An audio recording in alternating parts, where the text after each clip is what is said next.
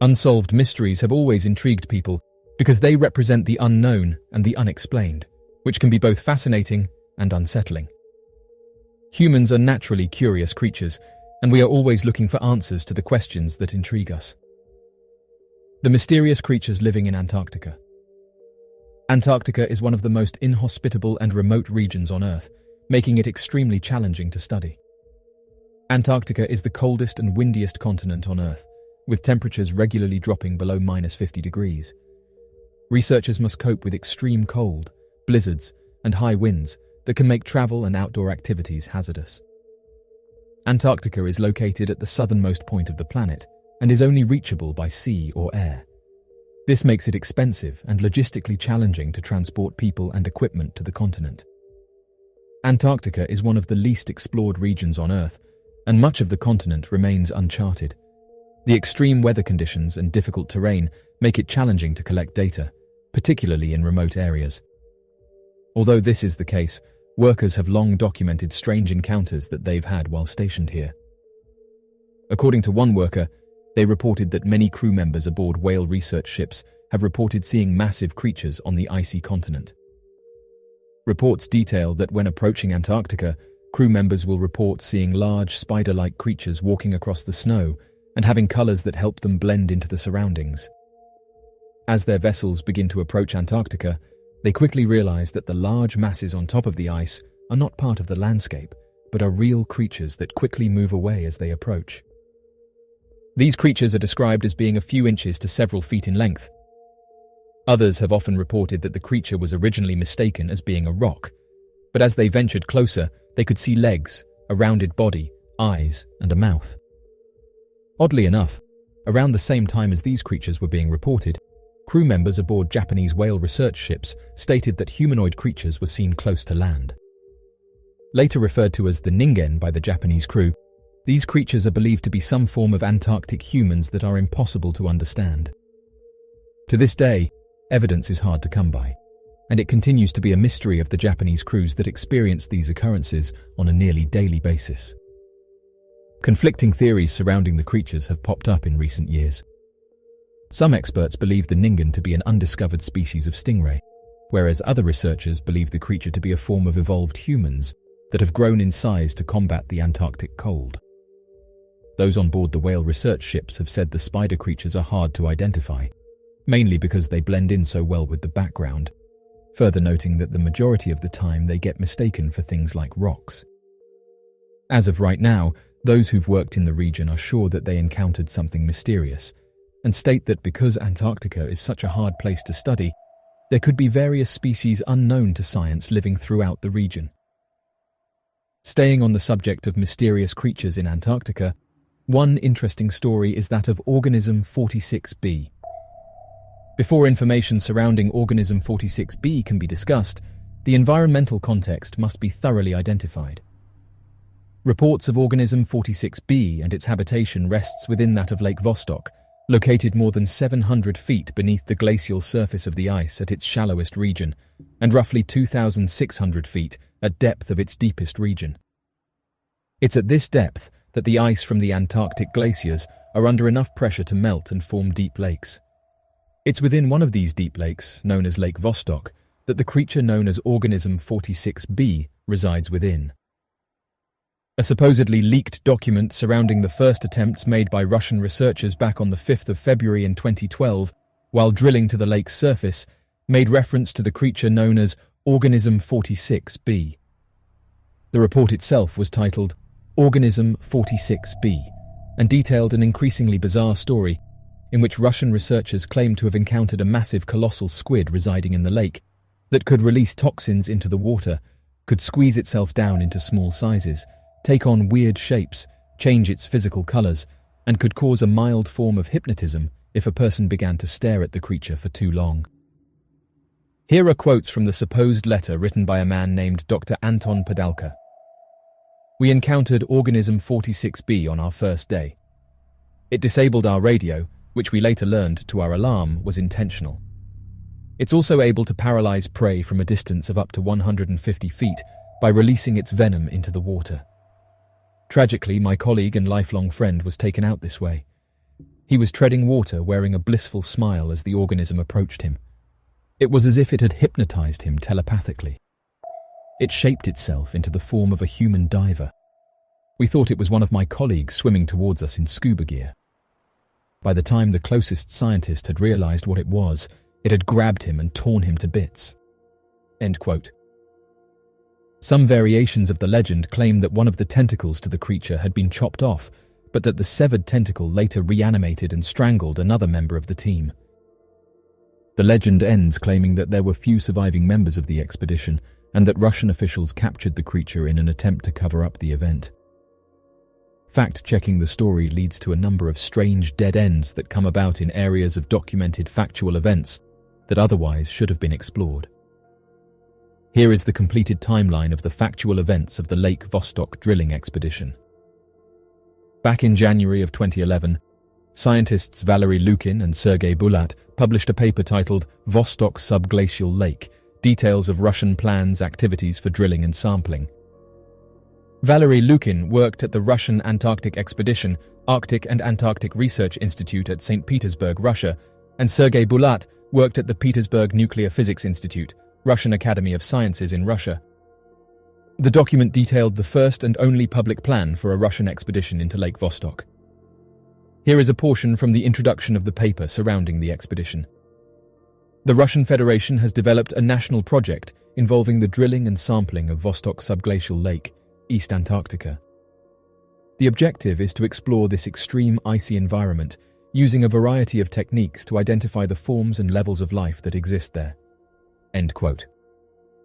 During the time of the published paper, the Russian Federation had yet to receive support from the other nations of the world, as their borehole efforts were actively going against the Antarctic Treaty, with the United Kingdom and the United States petitioning the Russian Federation against borehole techniques due to the environmental impact of the sealed lake. Their opposition was due, in part, to the drilling techniques used by the Russian scientists, of which included the massive use of freon and kerosene to act as a lubricant for the drilling equipment, of which would immediately drain into the lake at the point of connection. Despite the Antarctic Treaty violation, the Russian Federation continued with their efforts. Within the published paper titled Vostok Subglacial Lake, Details of Russian Plans, Activities for Drilling and Sampling, the scientists detailed a new piece of technology that would allow the borehole to use a transportation module that could be sent down into the borehole via new mechanisms and enter into the lake. The diagram for the technology claims that the module device and the borehole would be only 123 millimeters in diameter and impossible to send a diver into. However, given the secrecy of the project and the designs used, such a technology could have been scaled up to send a research team into the borehole if made slightly larger. The technology also shows evidence of human-sized transportation modules, given that the module designs had a height and width that would scale to fit a human body in a cylindrical tube of a height 3 times the tube's width. By October of 2011, Valery Lukin, the co-author of the published paper, was at the Antarctic Research Station alongside Alexei Turkiev, of whom were both overseeing the drilling expedition. The expedition continued for several weeks, up until the end of December, before issues first arose amongst the expedition. The reason for why Valery Lukin first started his expedition in October of 2011 was due to October being the summer months for the Antarctic continent, keeping the location at its warmest for the expedition. These summer months only last from the beginning of October to the 6th of February. However, after the 6th, the expedition must be called off due to temperatures plummeting below 40 degrees Celsius. On the 28th of December, the team claimed that they had less than 5 meters left to drill before striking into the lake, and were confident they would meet their goal before the end of the Antarctic summer months. However, it was shortly after this last transmission that the team would then undergo a 6-day radio silence for reasons not entirely understood. This is an article that was published on the 3rd of February, 3 days before the reported breach confirmation of Lake Vostok. The world holds its breath, hoping for the best after 6 days of radio silence from Antarctica, where a team of Russian scientists is racing the clock and the oncoming winter to dig to an alien lake far beneath the ice.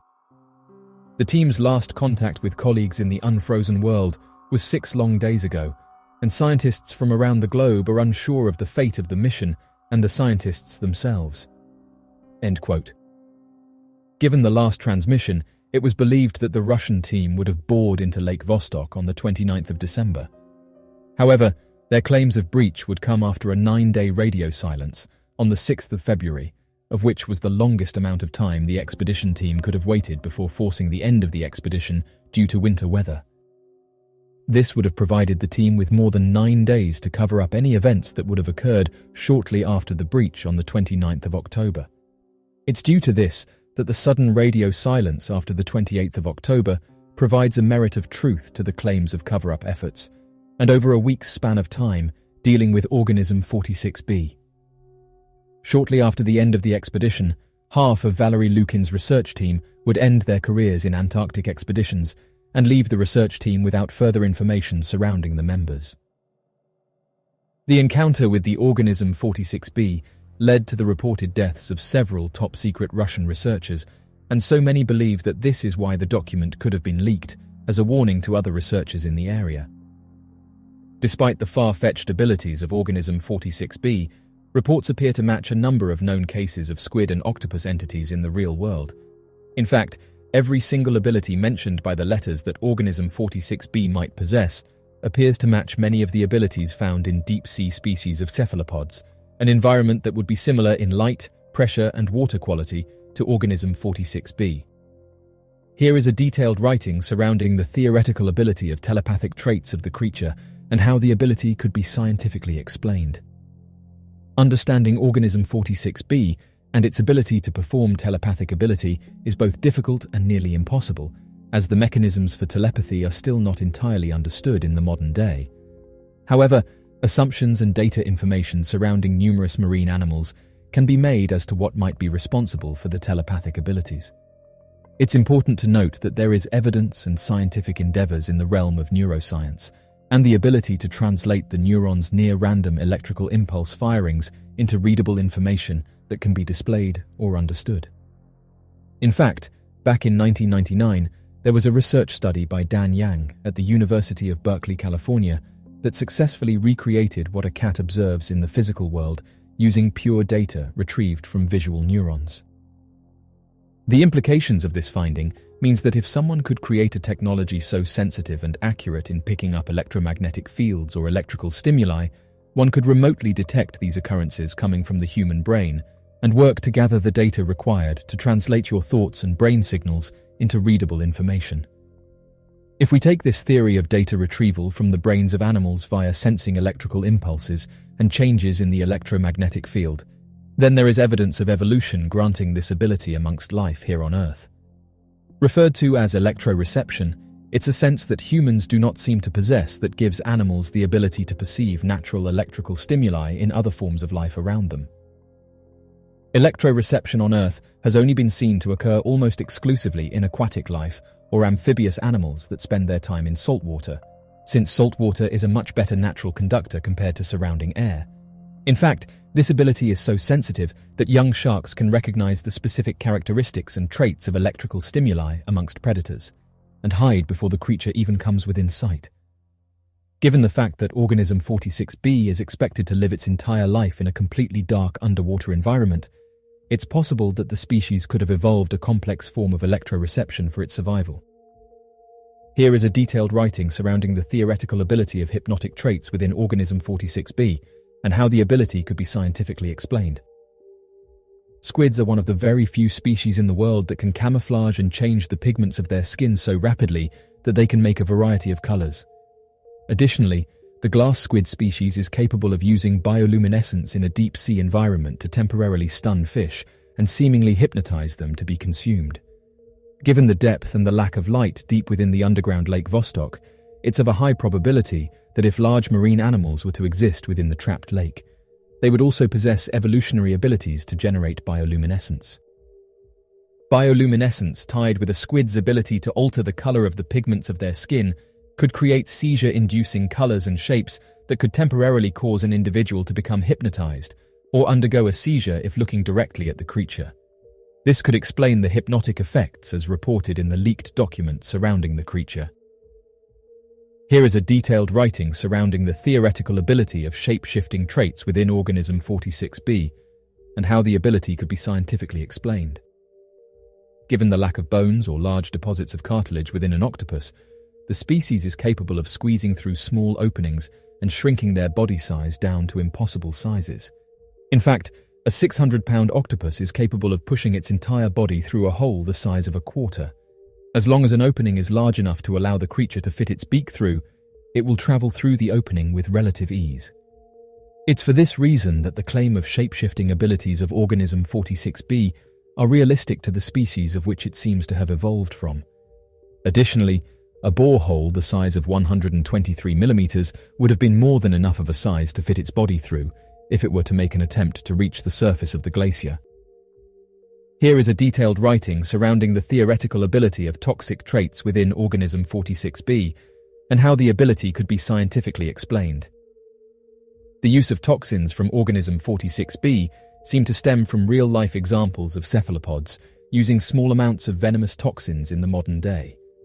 The blue-ringed octopus is an octopus only roughly the size of a standard-issue golf ball and contains enough venom to cause the demise of 26 adult male humans if its venom were to be injected. The blue-ringed octopus also has a number of other strange abilities, such as the ability to use jet propulsion by funneling water to allow it to move far faster in the water compared to other marine species. It could be possible that organism 46b also possesses these abilities and is capable of ejecting venom similar to an ink sac to incapacitate species of larger size. This is if the size of organism 46b is to be believed. If the claims surrounding organism 46b are to be believed, the creature has the following abilities that have allowed it to take out several individuals within an incredibly short span of time. Shape-shifting, hypnosis, camouflage, colossal size, ability to shrink, telepathy, and large quantities of toxins. Given its danger and efforts needed to be contained by the Russian Federation, as claimed by the leaked document, this could very well mean that organism 46b is one of the most dangerous creatures naturally living on planet Earth. Its ability to be weaponized for future efforts also seems to be a very real possibility, given the claims of the leaked document and other rumors that have surfaced surrounding the creature. The mysterious incident above Tehran. The Tehran incident refers to a series of events that occurred on September 19, 1976, when a mysterious object was reportedly sighted over the city of Tehran, Iran. This mysterious incident is based on a chase that was carried out by two planes that belonged to the Iranian army. In this chase, the pilots of the Iranian army tried to take down the object using their weapons, but this proved useless. Interestingly, every time they tried to do this, their electrics would stop working. As they got closer to the object, they noticed more interference, and several parts of the aircraft started to shut down. The Imperial Air Force was informed of different reports and sightings of strange objects in the sky. This was alarming to all those who witnessed it, since it was a never-before-seen object that was in the shape of a sphere.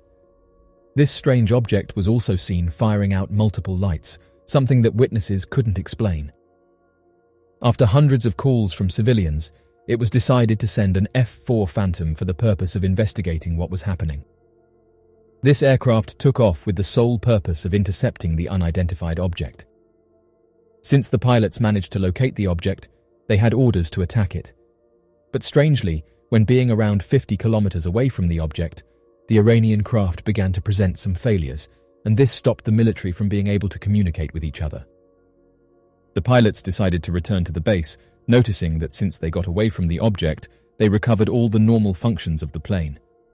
As expected, a second Iranian aircraft took off to identify the unknown object.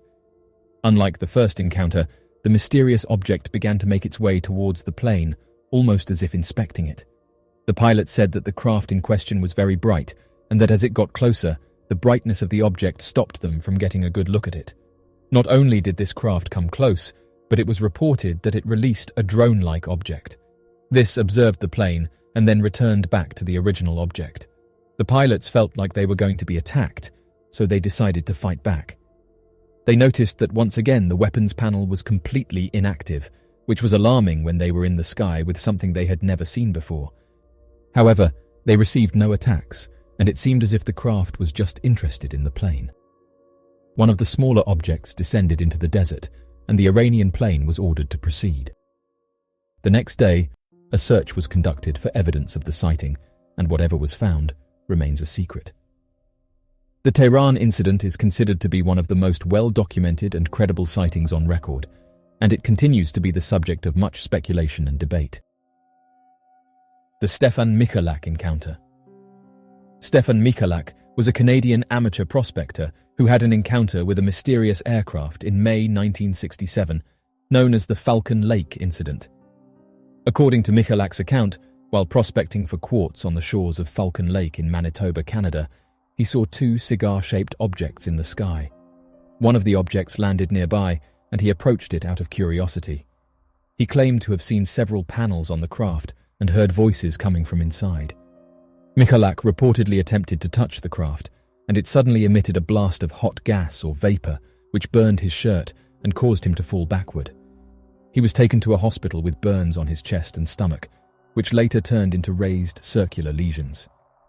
After the incident, Mikalak underwent significant media attention, medical examinations, and scientific investigations. While some believed his account to be genuine, others were skeptical and suggested that he had made up the story or hallucinated the encounter. Mikalak passed away on October 18, 1999, at the age of 83, reportedly never deviating from his original story of the Falcon Lake incident. The case remains one of the most famous mysterious encounters in Canadian history, and it continues to be the subject of debate and speculation among researchers and enthusiasts. The missing people of Oregon. Over 250,000 individuals are reported missing every year, with estimates of actual missing persons cases that are left unreported, pushing that total to more than an expected 300,000 cases annually. With that many reports, it's no wonder that a vast majority of these cases are left unsolved. The vanishing of Professor Daming Xu. On the 4th of November, back in 2007, one of the most difficult to explain disappearances and investigations would take place at the Cougar Reservoir located at the Three Sisters Wilderness, within the Willamette and Deschutes National Forests, found in the state of Oregon. Known as Dr. Daming Xu, a 63-year-old professor would suddenly go missing while taking a short-day hike through the region, leading to one of the most puzzling disappearances and partial recoveries ever recorded in the area. According to the official report, Dr. Daming and his wife Shixu came to the United States during the late 1980s when they emigrated from China. After several years of bouncing around the United States, the couple would eventually find their permanent home on the West Coast, choosing to reside within the small town of Eugene, located in Oregon. It would be here that Dr. Daming would apply for his lifelong job of teaching mathematical statistics at the University of Oregon. Given his background in mathematics, having received an advanced mathematics degree while growing up and studying in China, Dr. Daming would soon rise to the title of professorship and would hold the job for a little over 17 years. Similar to Dr. Daming, the professor's wife, Shixu, would also seek full-time employment and end up working at a large electronics company that specialized in the manufacturing of memory chips. Due to their full-time employment, the couple rarely spent time together and would usually get home at a late hour, nearly completely exhausted. Shixu would later tell investigators that a few months prior to Dr. Daming's disappearance, both she and her husband had been working full 12-hour shifts, and so were spending all of their free time either hiking together or taking short vacations to national parks. It would be at around this time that investigators would learn that Shixu and Daming were highly experienced outdoorsmen, with the couple regularly going for long wilderness hikes or short camping getaways whenever their days off were scheduled at the same time. One of their favorite places to visit would be the area of the Terwilliger Hot Springs, located near the Cougar Reservoir. According to Shixu, the couple had visited the area over a couple dozen times in the past, as Shixu suffered from a painful condition that she claimed would be relieved when she would take a bath in one of the many hot springs there that were claimed to have supernatural healing properties. Not only were investigators puzzled by the fact that Daming would disappear in an area he was more familiar with than any of the other hiking visitors, but they would also learn that due to his frequent hikes and love for the outdoors, Dr. Daming was incredibly fit and athletic. Although the professor was 63 years old, his family would describe him as incredibly healthy and physically fit. Not only did Daming not suffer from any known medical issues, but every morning and late afternoon, he would ride his bicycle to and from work for more than 5 miles a day. Due to this information, it seemed even more unlikely that any physical illnesses or problems concerning Daming's physical health could have led to his disappearance and inability to return home. On the day of Dr. Daming's disappearance, he and his wife would wake up at around 7 in the morning. Before Shixu left to start her 12-hour shift, Daming had told her that he had had the day off from work and was planning on going for a day hike near the Cougar Reservoir, where they would commonly travel together as a couple. In order to take the extra precautions always necessary when going on a day hike, Dr. Daming would tell his wife exactly where he planned on visiting and his route through the area. According to Shixu, Daming planned on taking the car 30 miles east of the small town of Eugene, traveling on Highway 126, where he would drive a mile south into the Cougar Reservoir. Daming preferred that area as it was often very remote and out of the way of the usual hikers who journeyed there, as it was located more than 50 miles north of the more commonly visited Crater Lake National Park, located in the middle of the Cascades National Forest. Daming would then tell his wife that he would be back home before she would get back from work, as he only planned on taking a short hike and returning back in the late afternoon. Just as was told, Daming would drive to the Forest Service Road NF19, a spot that travels south from the Cougar Reservoir, and would end at a small parking area where investigators would later find Daming's vehicle. It was there that Daming would prepare a small backpack with the necessary equipment for a day's hike, as well as collecting his hiking map that he would use to help him safely traverse the nearby forest. The map was taken from a book written by William Sullivan, titled Hikes in Northwest Oregon and Southwest Washington, which helped to outline the trails of the safest routes hiking through the national forest. The professor would take only the portion of the book he would need for his day hike and leave the rest of the book in his vehicle for investigators to later find and compare with later recovered materials.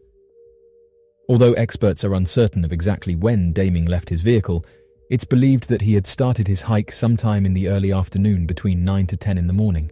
It would be shortly after this time that 2 hikers would claim to have met Professor Daming while on the summit of Olali Mountain, roughly 7 miles from where Daming had parked his vehicle. Deciding to take a rest on the summit, the 2 hikers would converse with Daming for almost 15 minutes, where they would take the time to talk about their hiking trails. Daming would share with the 2 hikers that he planned on continuing in the direction of the French Peat Creek before taking the return journey back to his vehicle.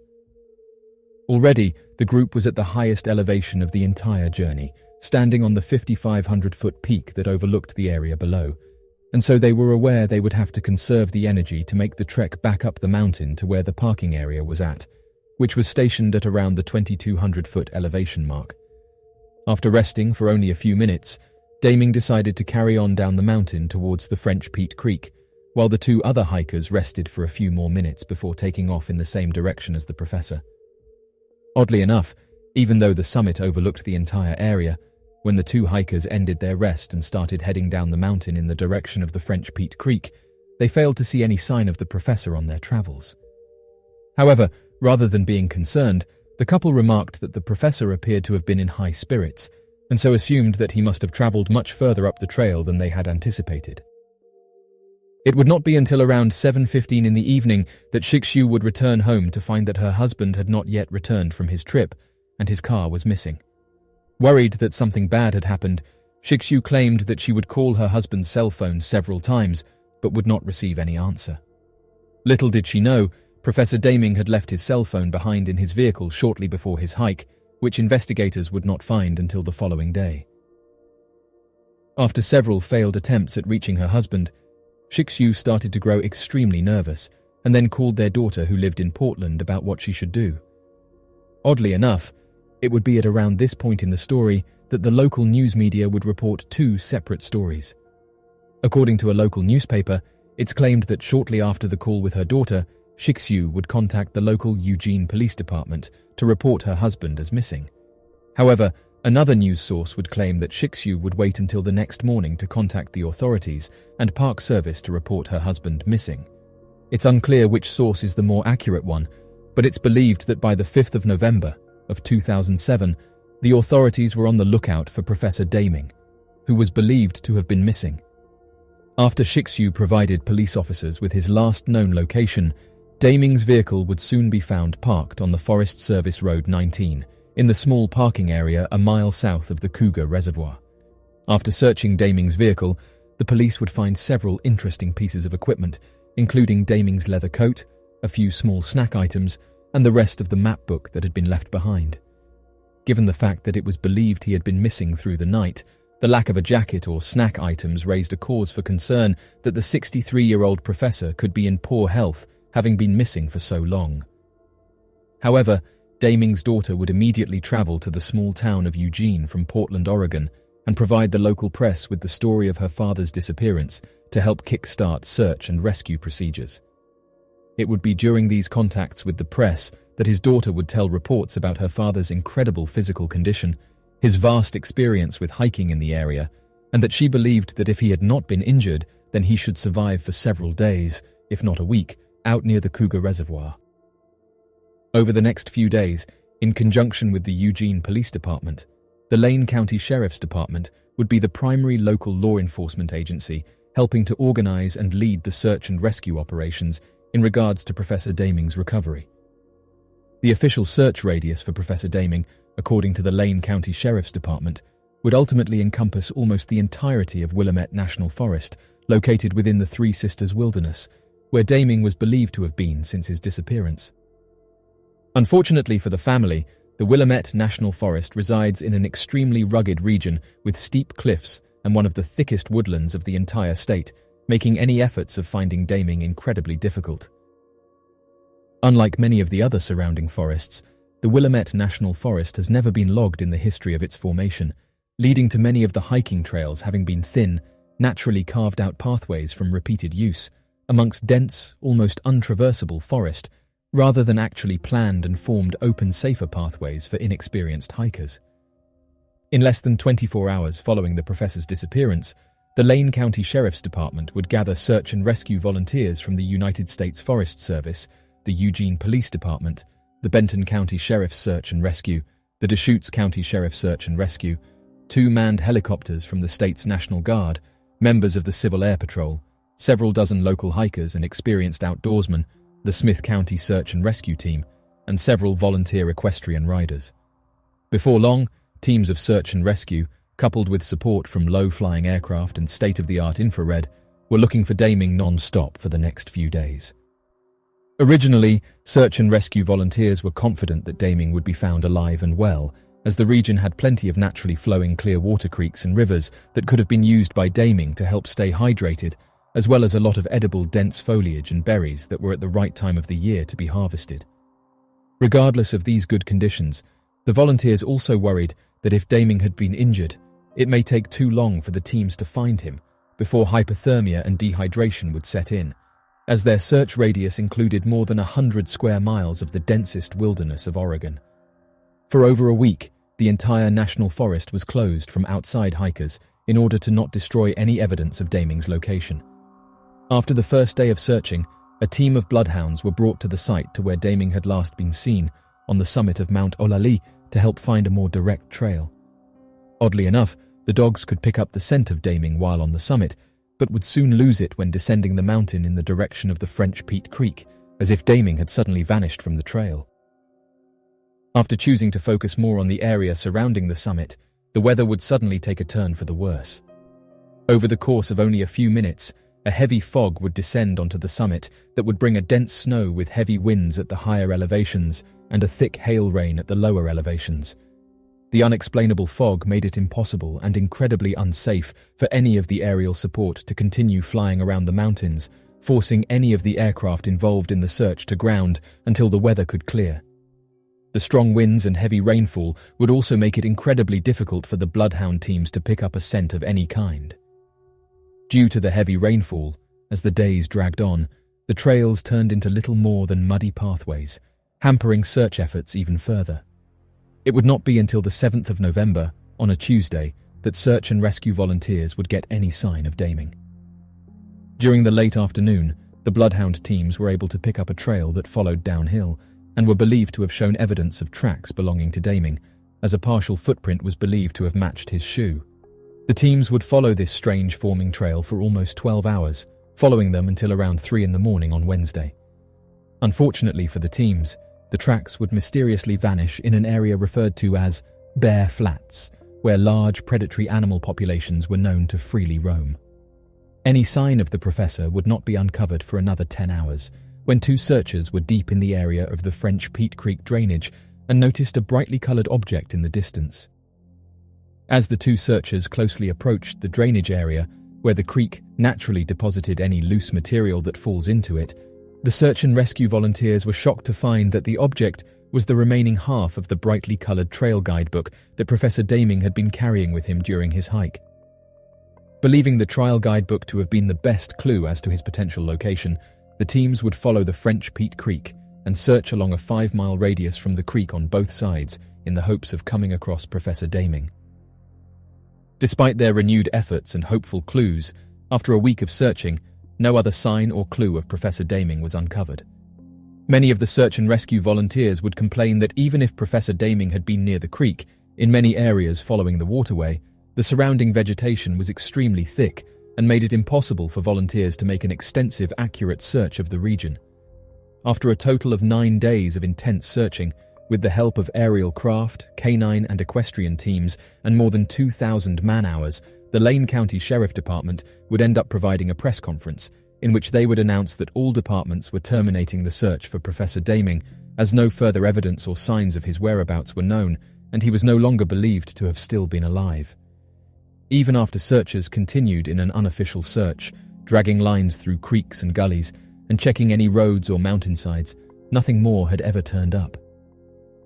Experts handling the case would consider the vanishing of Professor Daming to be one of the most mysterious reported missing persons cases ever encountered, given the fact that the professor was an experienced hiker who had frequented the area more than several dozen times in the past, and had only made plans to take a short, safe hike and return to his vehicle less than a couple miles away. Even more peculiar, Daming was in incredible shape and did not suffer from any known medical issues. When Daming encountered the hiking couple towards the end of his hike, the couple also remarked that the professor seemed to have been in good spirits and did not appear to be in any form of trouble, as he had on a backpack with basic supplies and a trail guidebook to help him find his way back with ease while following a simple hiking trail.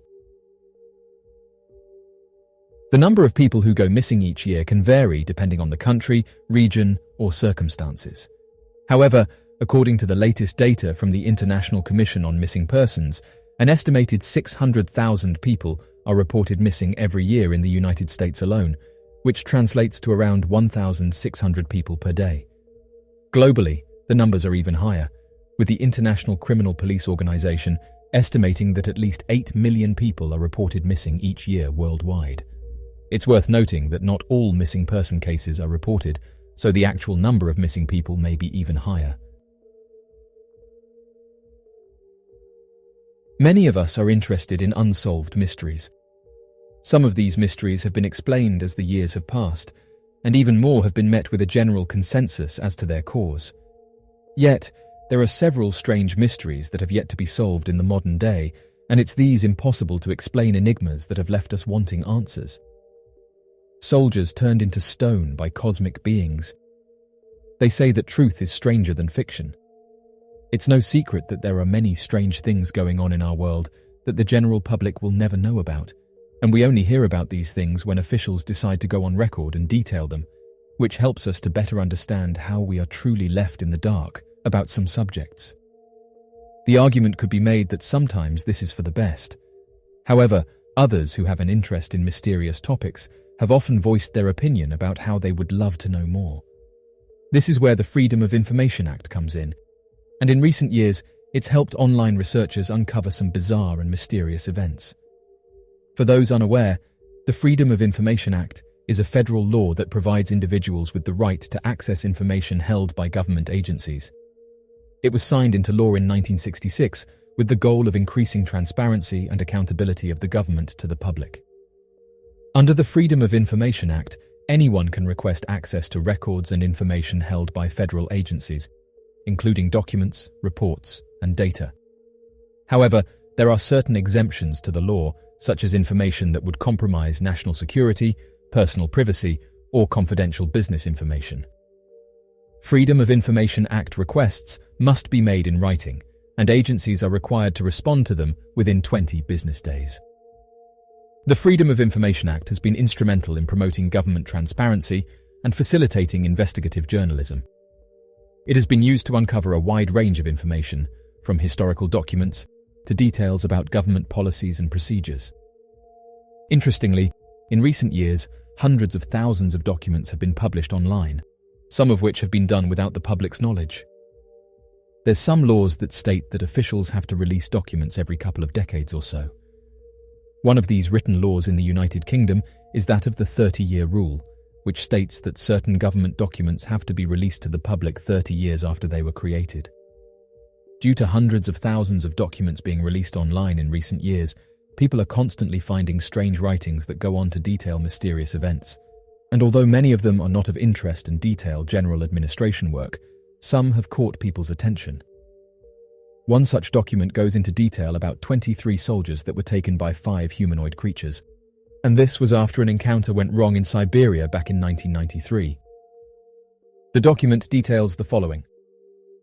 After Mikhail Gorbachev dissolved in 1991, the KGB Top Secret Intelligence Administration, a lot of material from that department found their way abroad, in particular to the CIA.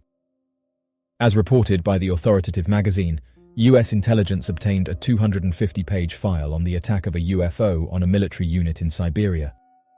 The file contains not only many documentary photographs and drawings, but also testimonies by actual participants in the events. One of the Central Intelligence Agency representatives referred to this case as a horrific picture of revenge on the part of extraterrestrial creatures, a picture that makes one's blood freeze. According to the KGB material, a quite low-flying spaceship in the shape of a saucer appeared above a military unit that was conducting routine training maneuvers. For unknown reasons, someone unexpectedly launched a surface-to-air missile and it hit the UFO. It fell to Earth not far away, and 5 short humanoids with large heads and large black eyes emerged from it. It is stated in the testimonies by the 2 soldiers who remained alive that, after freeing themselves from the debris, the aliens came close together and then merged into a single object that acquired a spherical shape. That object began to buzz and hiss sharply and then became brilliant white. In a few seconds, the spheres grew much bigger and exploded by flaring up with an extremely bright light. At that very instant, 23 soldiers who had watched the phenomenon turned into stone poles. Only 2 soldiers who stood in the shade and were less exposed to the luminous explosion survived. The KGB report goes on to say that the remains of the UFO and the petrified soldiers were transferred to a secret scientific research institution near Moscow. Specialists assume that a source of energy that is still unknown to Earthlings instantly changes the structure of the soldiers' living organisms, having transformed it into a substance whose molecular composition is no different from that of limestone. A Central Intelligence Agency representative stated, "If the KGB file corresponds to reality, this is an extremely menacing case. The aliens possess such weapons and technology that go beyond all our assumptions. They can stand up for themselves if attacked." End quote. People were surprised when they read this document, saying that it's the proof that they've been looking for. Another thing people noticed was that the Central Intelligence Agencies didn't dismiss this mysterious encounter. This document can be found on the official Central Intelligence Agency website. The next mystery we'll be covering is one of the most bizarre disappearances reported from the state of Idaho. Back in 1953, a mysterious disappearance would take place in the state of Idaho, only 18 miles from the small town of Wallace, that would lead many investigators involved in the case wondering what caused the individual to pass away. Although some would spread the rumor that a large beast must have taken out 22-year-old Lamar Pepmuller during a routine hunting trip in the area, autopsy reports would find evidence of something far stranger and far more difficult to explain. According to the official investigation reports, back in November of 1953, Lamar Pepmuller would begin planning a hunting trip in an area he had often frequented in the past. Located only 18 miles southwest of his small town, 22-year-old Lamar had often visited the location on several different deer hunting expeditions and had become greatly familiar with the region. Excluding his experience and familiarity with the area, despite being only 22 years old, Lamar had almost a decade of hunting experience under his belt. Lamar's wife would later tell investigators that the outdoors were like a second home to Mr. Pepmuller, as he would often spend his free time hunting, camping or hiking in secluded areas wherever they were.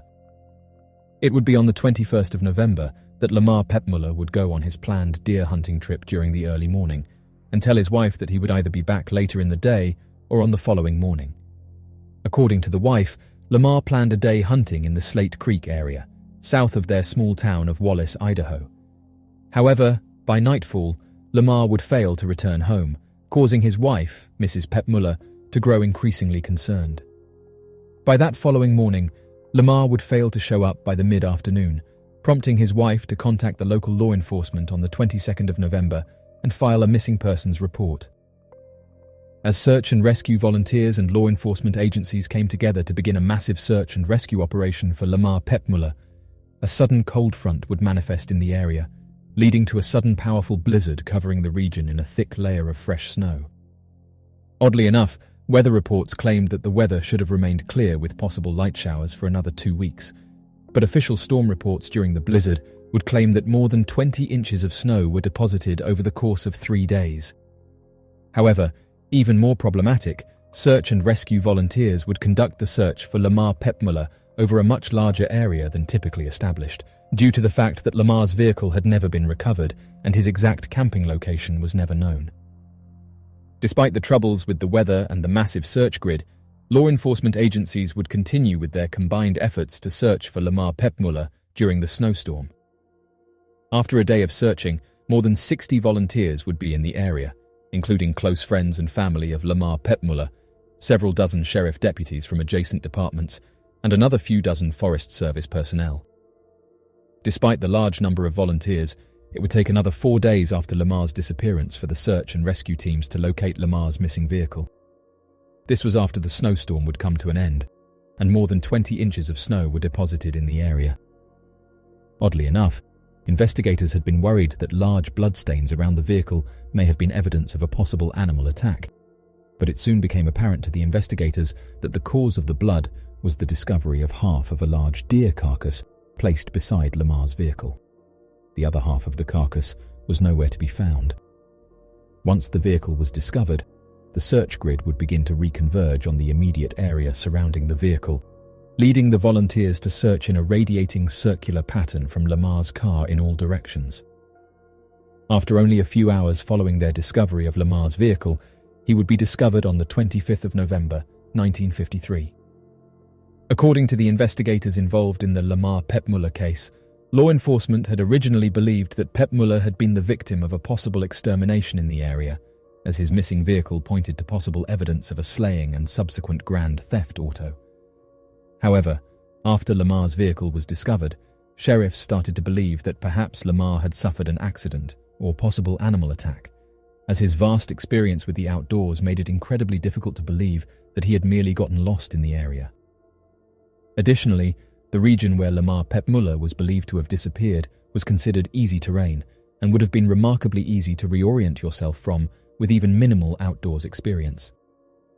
The discovery of Lamar and his position, alongside his vast outdoors experience, would make investigators suspicious that something far more unnatural had been responsible for his disappearance. Lamar would be found protruding from the fresh snow less than a mile from his vehicle. On Lamar's back would be a large empty backboard, as if he had been carrying a large deer, but no deer was found except for small stains from an animal. Investigators would search the immediate area for another mile, but would be unable to find any sign of the missing half of the deer carcass, and believed that Lamar could have been taken out by a large animal that stole the deer carcass while it was still on his back.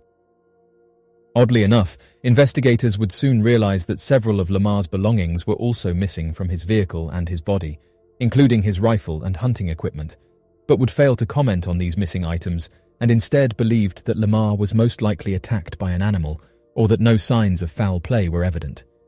However, members of the community would begin to float a series of strange rumors throughout the area following the discovery of Lamar, and several actions taken by local sheriff departments and the county coroner's office. According to family members of Lamar Pepmuller, the county coroner's office had been at the center of a possible cover-up into the passing of Lamar, as they would report that after seeing Lamar at the funeral home, they would pronounce that he had passed away from a heart attack, without any investigation or autopsy taking place. The official statement later provided by Coroner H. Mowry would claim that Lamar Pepmuller had become extremely exhausted while hunting and collapsed to the ground and passed away from a sudden heart attack. Despite the fact that no autopsy had ever taken place and would never be conducted, the coroner's explanation would make no sense, as Lamar had been an incredibly healthy and fit individual and at the time was only 22 years old. Additionally, Lamar had not been hunting at the time of his sudden passing, as he had merely been transporting half of the animal back to his vehicle only a short distance away. As of right now, there's still many that believe that something bizarre happened. The unsolved mystery of the Grafton Monster. The Grafton Monster is claimed to be a massive humanoid bipedal creature, white in color, with smooth, oily skin. The skin of the creature is believed to be a texture similar to that of a seal. The height of the monster is estimated to have been somewhere between 7 to 9 feet tall, and with a body roughly 4 feet in width. According to witnesses, the creature did not have a discernible head of any kind. It demonstrated no violent tendencies or notable behavior of any kind. Given the large size of the creature and the string of witness reports that consistently claim the creature to have been spotted by the Mississippi River or one of its tributaries, it's believed that the creature would use a network of river systems to travel up and down the entirety of the United States. On the 16th of June, back in 1964, estimated to have occurred sometime around 11 in the evening, reporter Robert Cockrell claimed to have been driving home from the Grafton Sentinel, a local newspaper office, driving through Beach Street and crossing over the Tygart River Bridge, when he noticed something peculiar at the side of the road.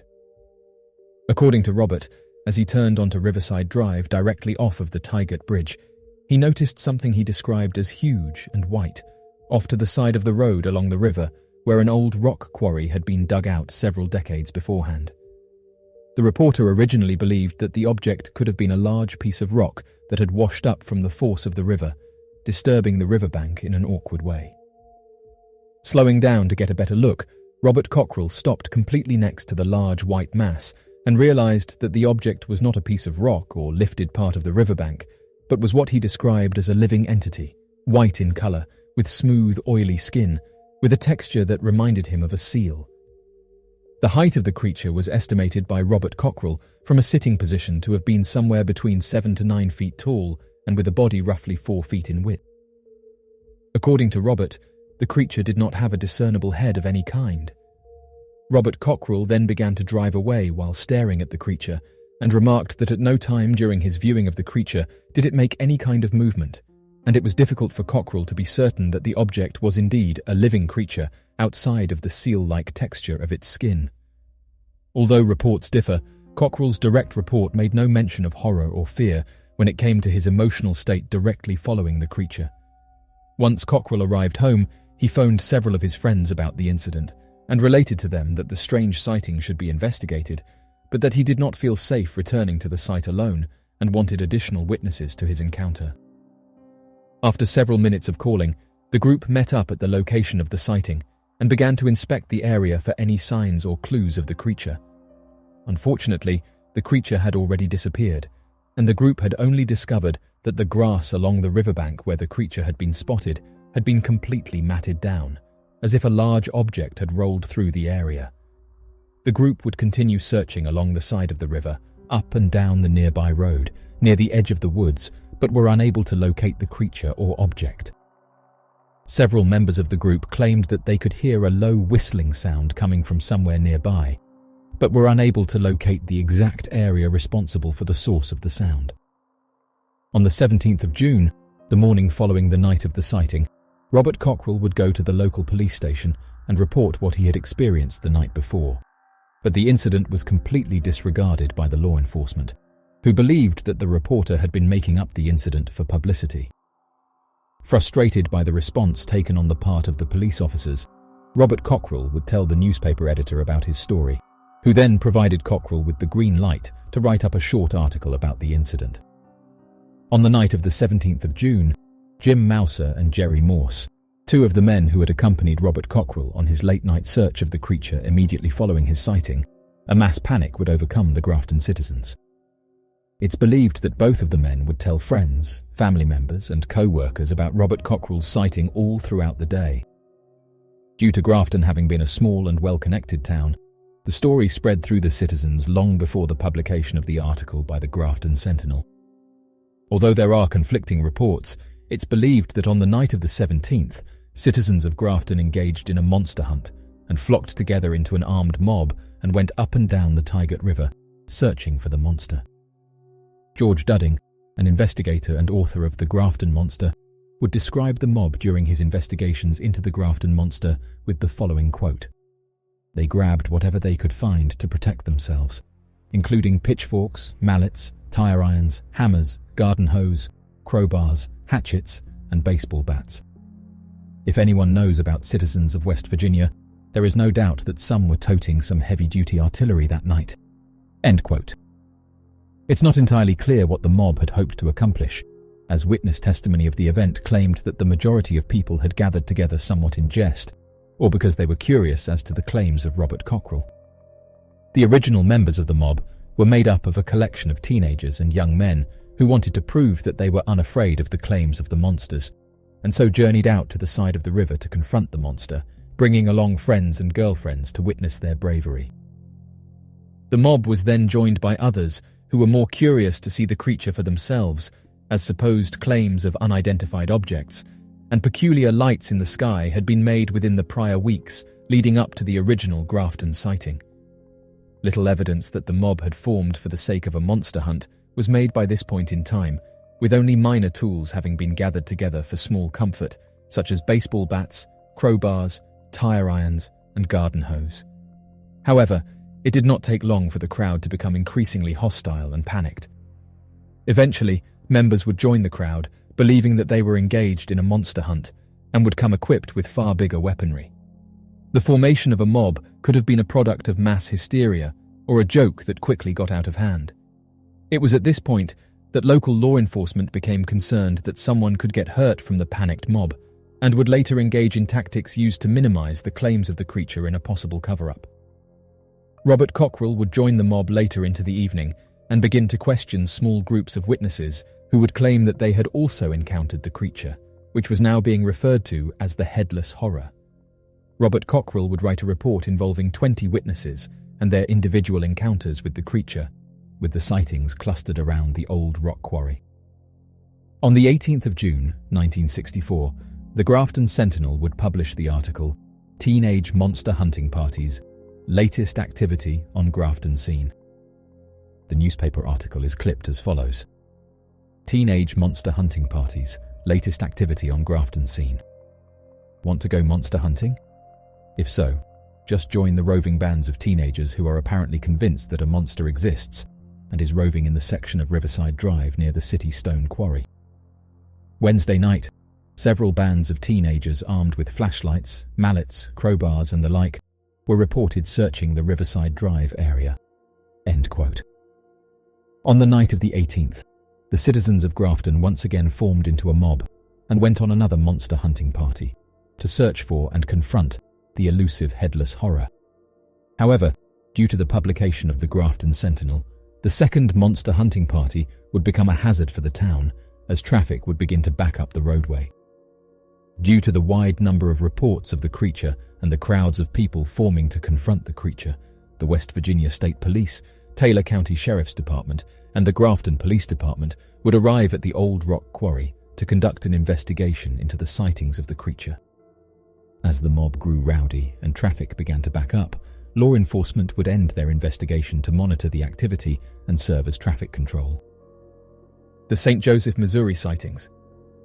Located 800 miles away from the Robert Cockrell sighting, an unnamed witness claimed to have encountered the Grafton Monster alongside the Missouri River, one of the river tributaries of the Mississippi River. The following quotes are believed to have been taken from the St. Joseph, Missouri witness. "I have seen the creature called the Grafton Monster several times when I was a young man, and it is very real. My first encounter was with my father cutting wood. We had finished loading the truck when our two dogs started barking. We stood there and listened. Something was walking, getting closer. Whatever it was had picked up its pace and continued toward us. All we knew for sure was it was big and wasn't scared of us, the dogs, or the chainsaws. It stopped about 50 to 55 yards from us in the trees and went quiet, My dad pulled both hammers back and stood in front of me and told me to be ready. The next thing that happened, I'll never forget. It stepped out, looked at us, took 3 strides in our direction, turned, and walked back into the tree line. That was my first sighting of the beast, and I'll never forget it. My second encounter was about 2 months later at night, fishing alone. I spotted him on the opposite bank, and I got the hell out of the area. End quote. The Dewey Lake Monster Connection. 1 week prior to the Grafton Monster sighting, 6 witnesses reported sighting a creature that would later be referred to as the Dewey Lake Monster. According to the witnesses, Mr. and Mrs. John Utrup, Patsy and Gail Clayton, Gordon Brown and Joyce Smith were visiting the Utrup farm, located south of Dewey Lake. The creature was described as being a bipedal humanoid creature, covered in hair from head to toe, standing upright at an estimated height of 10 feet, was believed to weigh 500 pounds and had luminous glowing eyes. Stories surrounding the creature relate that the Dewey Lake Monster fit more accurately with descriptions and encounters of Sasquatch-like creatures and would eventually earn the name of Sister Lake's Sasquatch. 30 separate additional sightings would take place from June 9th to June 11th, back in 1964. Several small rivers and tributaries connect the Dewey Lake with the Mississippi River. Gray Barker's theory.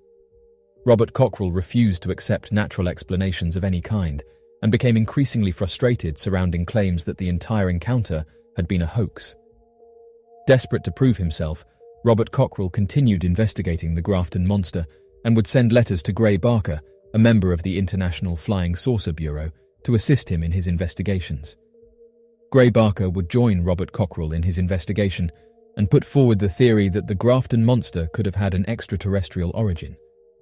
Barker believed that the Grafton Monster could have been a test entity, a biological genetic creation created by the pilots of flying saucers to test whether or not the atmosphere was breathable to their species via genetic engineering. He believed that the whooshing or whistling sound could have been the sound emanated from a nearby saucer dropping the creature and then later returning to pick it up. Gray Barker had originally worked on developing a report to be published at a later time in the International Flying Saucer Bureau, but eventually hid the file and never published the written work. The reason for why Barker would abandon the investigation and refuse to publish the claims is unknown, though a plausible explanation could have been that he feared or discovered the event to have been a hoax. Others have said that this idea is highly unlikely, but have struggled to explain what residents witnessed during this time period. As of right now, what the creature is remains a mystery. Kent's mystery hitchhiker. All around the world, there are impossible to explain stories of paranormal sightings involving a phantom hitchhiker standing at the side of the road. Although many of these stories are difficult to verify, with the sources behind their legends coming from friend-of-a-friend retellings, it appears that throughout Kent County, located in England, there are no shortages of first-person eyewitness encounters with many of these phantom hitchhikers. Near the town of Chatham, located within Kent County, is an often revered mystical location referred to as Bluebell Hill. Similar to the Chislehurst Caves, another place of supernatural connection, the hill appears to be made entirely out of naturally formed chalk deposits and has been at the center of supernatural and spiritual eyewitness accounts. According to one of the legends surrounding the hill, the people of Chatham claim that back in 1970, a lone motorist had encountered a phantom hitchhiker that had entered his vehicle. As the legend details, sometime during the winter, an unnamed motorist was on his way home, passing through Chatham, when a sudden torrential downpour of rain made his car slow in anticipation of the road's conditions. Before long, the rain and the cool air revealed a horrifying thunderstorm that seemed to flash lightning at an increasingly rapid rate. A few minutes later, as the motorist was making his way around the area of Bluebell Hill, his vehicle neared to a complete stop, as he noticed a young woman standing at the side of the road wearing what seemed to be a thin, flimsy white dress similar to a bridal gown. According to the driver, the woman had long, matted black hair, slumped shoulders, and was waving her hands at the driver frantically as her dress clung tightly to her body in the rain. Fearing that the woman was stranded or in trouble, the motorist came to a halt in front of the woman as he rolled down his car's passenger side window and asked if she needed a ride. Rather than verbally replying, the woman nodded solemnly and entered the back seat of the car. As she entered, she repeated to the driver to take her to her home located on one of the major Chatham roads, only a few minutes away. Although at several times during the trip, the motorist had attempted to make small talk with the woman, she appeared unable or unwilling to speak about any of the topics the man tried to broach with her, seemingly only repeating her home's address in a similar tone. Believing that the woman was merely traumatized by the whichever event caused her to be estranged alone at night in a torrential downpour, the motorist refused to press the issue further and drove in awkward silence until getting close to the address that she had repeated to him several times. Coming to a stop, the motorist turned to the woman in the back seat to tell her that she was home when he realized that she was no longer in the car. Frightened at first, the driver soon convinced himself that she must have exited the vehicle in a hurried panic as his car was slowing down, and he must have failed to hear her exit the vehicle due to the violent thunderstorm outside. Upon closer inspection, the motorist noticed that a small woman's purse was resting in the back seat of his vehicle. Worried that the woman had forgotten her belongings, the man grabbed the purse and exited his vehicle while calling out for the woman. As he approached the home, he noticed that the lights in the house were off, as if no one had been awake or entered the home for a few hours. After knocking on the door and ringing the doorbell for a few minutes, the lights in the house came on, and an elderly couple came to the door. After explaining the situation to them and handing the elderly couple the missing purse, they continued to stare at him dumbfounded and in total silence. Creeped out by the encounter, the driver asked the couple what was wrong, to which they replied that the woman he had picked up matched the physical description of their daughter who had passed away in a car accident near Bluebell Hill during a thunderstorm, and that the handbag matched her missing purse from the incident. Although the veracity of the phantom hitchhiker claims are nearly impossible to prove, countless residents of Chatham swear by the story and claimed that the incident had occurred several different times in a variety of ways throughout the late 1960s and early 1970s. Interestingly enough, in another town several miles from Chatham, a similar phantom hitchhiker story is told by residents of one of the most haunted towns of the British Isles. According to Pluckley residents, the small town is considered to be one of the most haunted locations in all of the United Kingdom, if not the entire world. Located in Kent, Pluckley has been at the centre of just as many supernatural sightings as the region surrounding Bluebell Hill, with sightings of phantom black cats, Sasquatch-like creatures, unexplainable aerial lights, and bizarre paranormal occurrences. Such occurrences would include the spiritual encounter of Raymond Breakspear, a taxi driver who would handle late-night fares throughout Pluckley and the surrounding villages, often picking up rowdy passengers closer after midnight. According to Raymond, it was sometime at around 2:45 in the morning, while passing through the nearby roads leading into Pluckley, that Raymond saw a dark-clothed man standing at the side of the road, waving down passing vehicles. Raymond would later remark that the location of the man seemed eerily unusual, as many times those looking for a taxi are located more in the village or outside pubs, not several miles into the nearby countryside.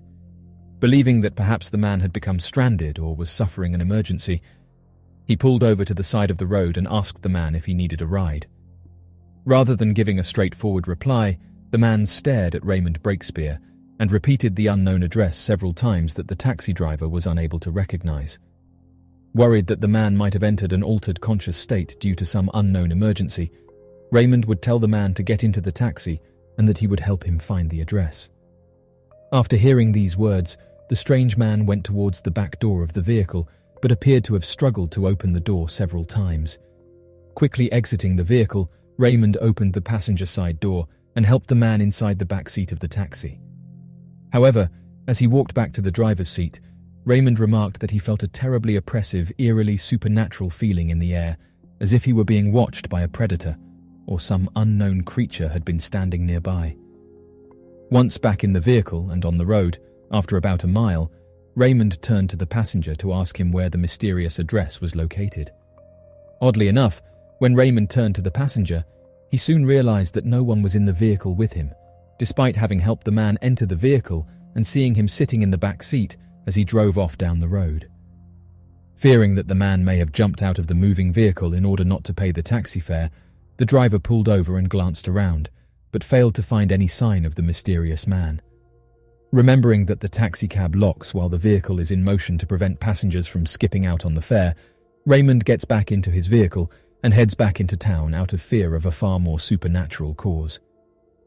Several months later, while talking with several other taxi drivers, Raymond brings up the incident of the mysterious dark-clothed man, only to hear from several other drivers similar stories of phantom passengers, including women wearing white and men wearing dark clothing.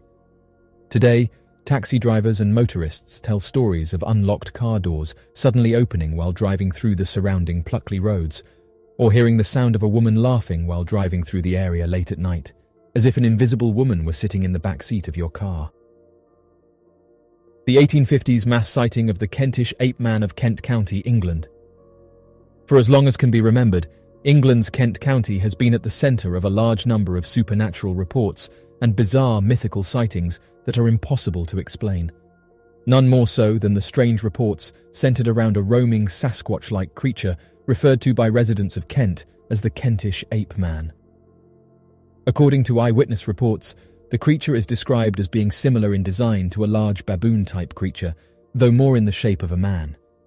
Standing at a height of 7.5 feet to 8 feet tall, the creature is claimed to be covered from head to toe in a brown or greyish fur, walks in a bipedal motion, and possesses the supernatural ability of disappearing completely from an open field, even when the region is surrounded by a search party. The earliest known reported sighting of the Kentish ape man was published back in 1858 in a local newspaper referred to as the Kentish Gazette. The article would describe a series of mass sightings that had persisted in the region over the span of several years throughout the mid-1850s to 1858.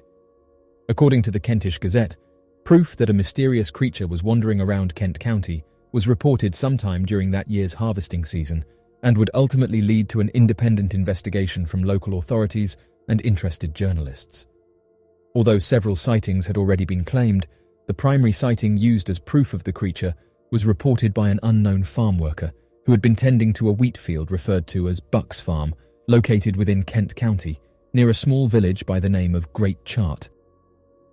According to the Buck's farm worker, as he was gathering his wheat, he claimed to have spotted a 7.5-foot-tall baboon-like creature that walked on its hind legs and appeared to have been covered in a brownish-orangish fur. The face of the creature appeared to have been smooth and shown human-like eyes. At the sighting of the creature, the farm worker appeared to have entered a temporary state of fear-induced hysteria and fell to the ground, unable to move from his location until the creature left. Afterwards, the man claimed that he had great difficulty in moving, struggling to get over a fence that bordered the farm due to his affliction.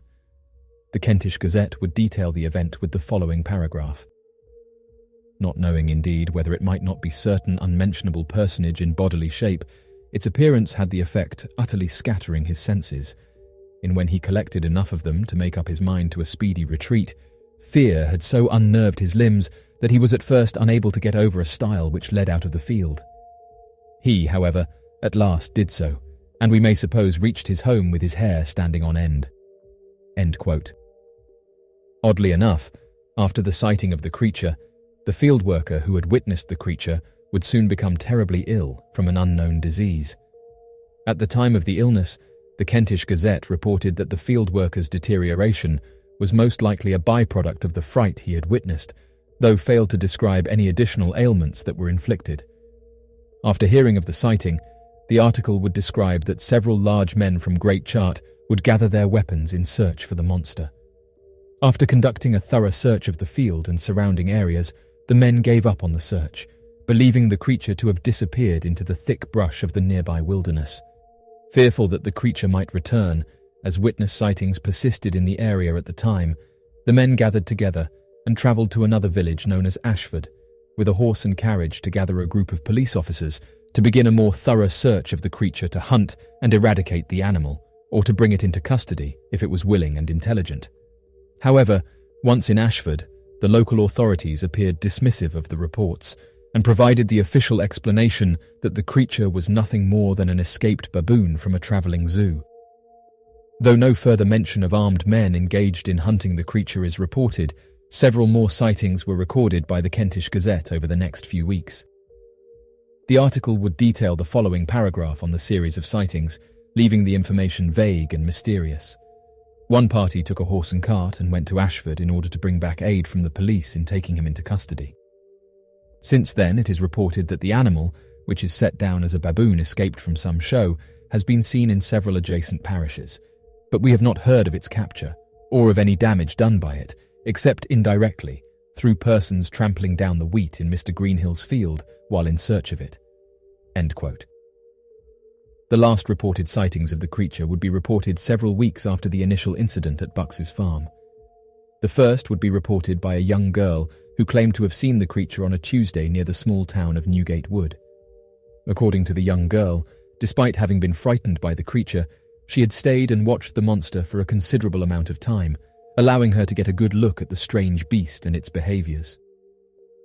The girl would claim that the creature stood at around 8 feet in height and was covered in a long fur that covered all around its body except for its face, which seemed remarkably human. The creature appeared to have had elongated, monkey-like arms and walked around like a human with a long gait. Before long, the creature would disappear into the surrounding wilderness. Later that same day, a shepherd who had journeyed with his sheep to an open grassy field claimed to have spotted the creature amongst his livestock, causing him to quit his job and return home immediately after his encounter. Given the creature's close proximity to the sheep, one last hunt for the monster was performed as local townsfolk began to worry that the monster could have been connected with the many different livestock disappearances recorded in the area. Utilizing the entirety of the national school members and students, the group scoured the forests of the parish, but were unable to locate the creature anywhere in the region despite the many repeated sightings. In recent years, many researchers have started to connect the sudden mass sightings of the Kentish ape-man creature with the unearthing of a series of networked tunnels discovered near the edges of Kent County, referred to as the Chislehurst Caves. According to a recent article published by the local news organisation of Kent County, known as Kent Live, the Chislehurst Caves have been at the centre of a wide number of supernatural rumours and theories dating back to their rediscovery in the early 1800s. Stretching for over 22 miles, the caves are made up of a complex, interconnected, maze-like series of tunnels that are all man-made in origin, and are believed to date back to a period prior to the oldest known human civilization.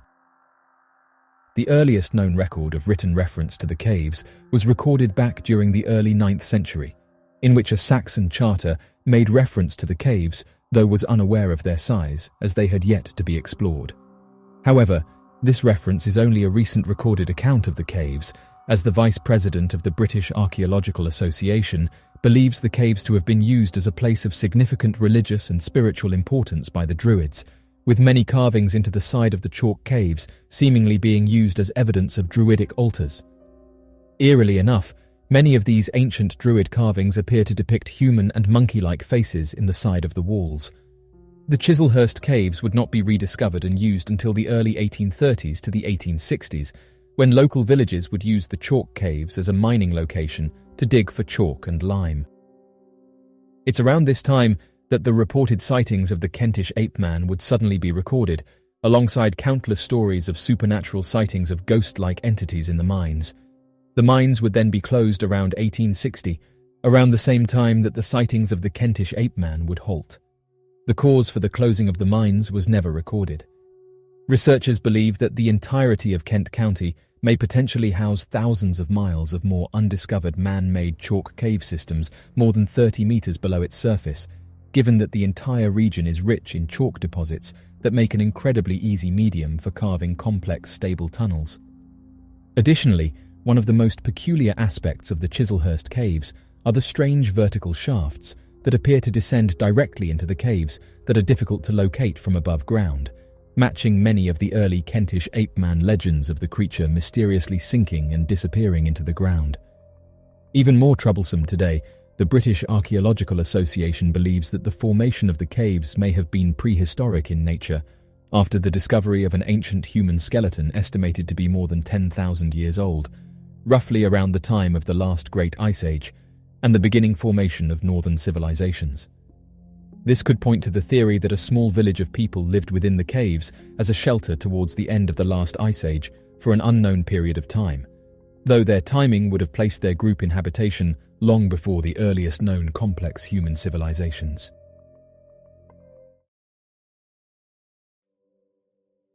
Unsolved mysteries have always intrigued people because they represent the unknown and the unexplained, which can be both fascinating and unsettling. Humans are naturally curious creatures, and we are always looking for answers to the questions that intrigue us. Unsolved mysteries present a challenge to our curiosity, prompting us to investigate and search for answers. Mysterious object spotted above Iceland. This mysterious object was captured above Iceland, prompting people to speculate what it was. Oddly enough, it could be seen leaving a large trail behind it, but those who witnessed it said that it didn't look like a plane. Interestingly, when the photographs were uploaded, others said they had seen similar-looking objects, but did say that they weren't as big as this. One idea that was put forward was that it could have come from space. In the last 12 months, NASA and the European Space Agency have reported several objects that have come close to our planet. But it was reported that at the time of this sighting, there was no meteor in the area that matched the description of this object. Others went down the route of suggesting that the object could be a mysterious aircraft. One interesting thing about this photograph is that it's really clear, something that doesn't usually happen with these types of images. Another observation that people have made is that it looks like the smoke is ringed, with many saying that they haven't seen anything like this before. As of right now, not much information can be found about the object. Some have said that if it did come from space, then NASA and other space agencies didn't detect it, something that would be very unlikely as space agencies use a variety of methods to detect asteroids and other near-Earth objects. Space agencies use large telescopes on the ground to scan the sky for asteroids. These telescopes can detect the faint light emitted by asteroids and track their movements over time to determine their orbits. Radar detection is also used to detect space debris. Radar signals bounce off the surface of the asteroid, allowing scientists to measure its size, shape, and other properties. Asteroids emit infrared radiation, which can be detected by space-based or ground-based telescopes equipped with infrared sensors.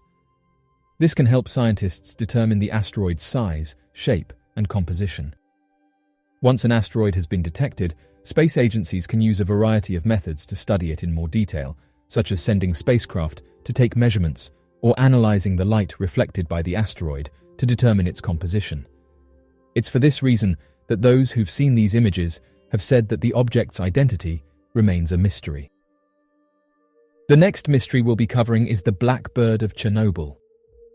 According to the residents of the town of Pripyat, there had been a number of reports and claims of a strange winged creature often seen flying over the town late at night on a variety of different occasions. However, in the case of the workers at the Chernobyl power plant, there appeared to be much more alarming reports that were provided. In the months leading up to the Chernobyl incident on the 26th of April back in 1986, the workers at the Chernobyl power plant noticed a mysterious creature hovering over the plant, and sometimes even resting on the larger towers and areas of construction. The creature was identical to the Mothman reports that had been coming out of Point Pleasant.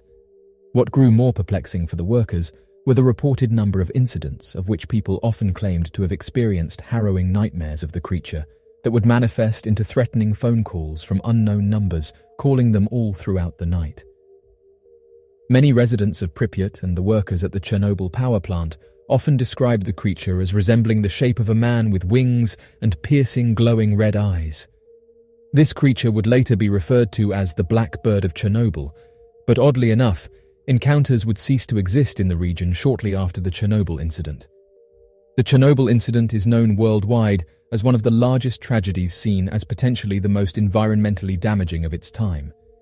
Scientists today speculate that the site of the town of Pripyat and Chernobyl will not be habitable for another 20,000 years.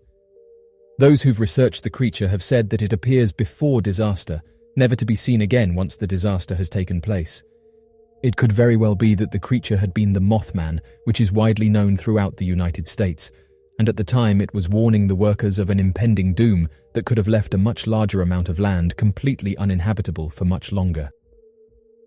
Although it took a lot of research and digging, it appears that the first ever reported sighting of the Mothman comes from a small town that was located more than 80 miles away from that of the town of Point Pleasant. The story goes that according to a group of 5 individuals, of whom worked as gravediggers in the town of Clendon in West Virginia, as they were busy working at a burial plot getting ready to dig a new grave, they heard a strange noise overhead. At first, They were unaware of what could have been causing the strange noise, but it persisted for a while before one of them spotted a figure floating above them.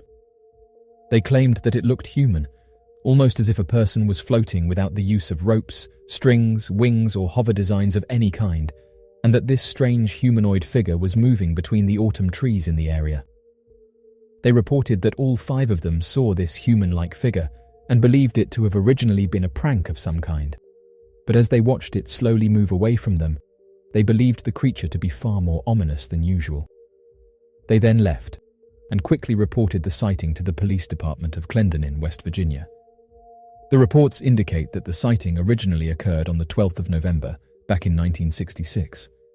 However, many have often disregarded this sighting, believing that given the fact that the creature was reported as not having wings of any kind, then it could not have possibly been the Mothman sighted in the town of Point Pleasant. This is argued by others who believe that wings have not always been a staple of the creature's design, and that many have reported the creature appearing more as a man than a moth. The first encounter of the town of Point Pleasant. After following the trail of the first ever reported sighting of the Mothman, discovering the first ever reported sighting of the creature in the small town of Point Pleasant became an increasingly more difficult event to find. Although there were numerous reports in the region, along with myths and rumors circulating at this point in time, it appears that the first ever report filed by any individuals when discussing an encounter appear to come from the combined witness account of 4 individuals, all of which saw and reported the creature on the night of the 15th of November in 1966. This was just 3 days after the first ever reported sighting of the creature in the town of Clendenin.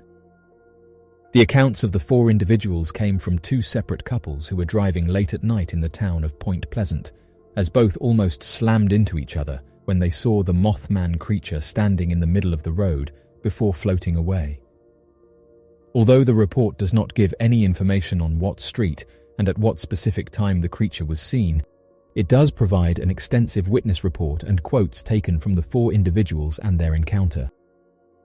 One of the accounts comes from a man named Steve Mallette, of whom claimed that the creature looked like a man with wings, and that it was incredibly hard to describe as it looked like nothing he had ever seen before.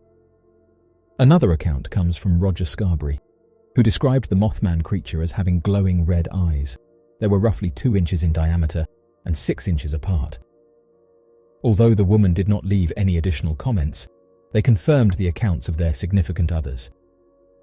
Though this was the first ever reported encounter of the creature, different sightings and witness accounts in the small town of Point Pleasant would persist and worsen until the event of the Silver Bridge collapse on the 15th of December in 1967.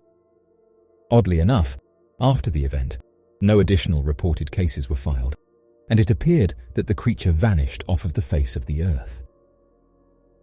The mysterious black triangle spotted above England.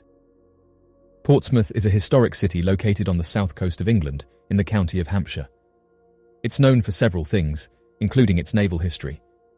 Portsmouth is most famous for its long association with the Royal Navy. It has been a major port and naval base for over 800 years and is home to several historic ships, including the HMS Victory and the Mary Rose Museum. Back in 2015, a mysterious aircraft was captured above the city. A man posted the discovery on social media, saying that his nan captured a strange photograph above Portsmouth. He said the following: "My nan sent me these photos while I was away. She lives in Portsmouth, which is located in the south of England. She told me the photos were taken a few seconds apart, but she couldn't understand what she had captured in one of the images. After reviewing the photo, I couldn't work out what the object was, and I asked her if she saw or heard anything while taking the photographs, but she said that she didn't. After doing some research, I found out that triangular aircrafts are actually quite commonly seen above the south of England. This is the only thing that matched these photographs." End quote. Interestingly, these black triangles are some of the most documented sightings when it comes to mysterious aircrafts. But as of right now, no military has come forward to say that they are behind the sightings. There are 2 different aircraft known as the Aurora, and there is some controversy about whether one of them actually exists. The first Aurora is a reconnaissance aircraft, which was officially revealed by the US Air Force in 1985. This aircraft was designed to replace the aging U-2 spy plane, and is known as the Lockheed Martin SR-71 Blackbird. This aircraft was retired in 1998 and is no longer in service. The second Aurora is a rumoured hypersonic aircraft, which is said to be capable of travelling at speeds of up to Mach 6 or higher.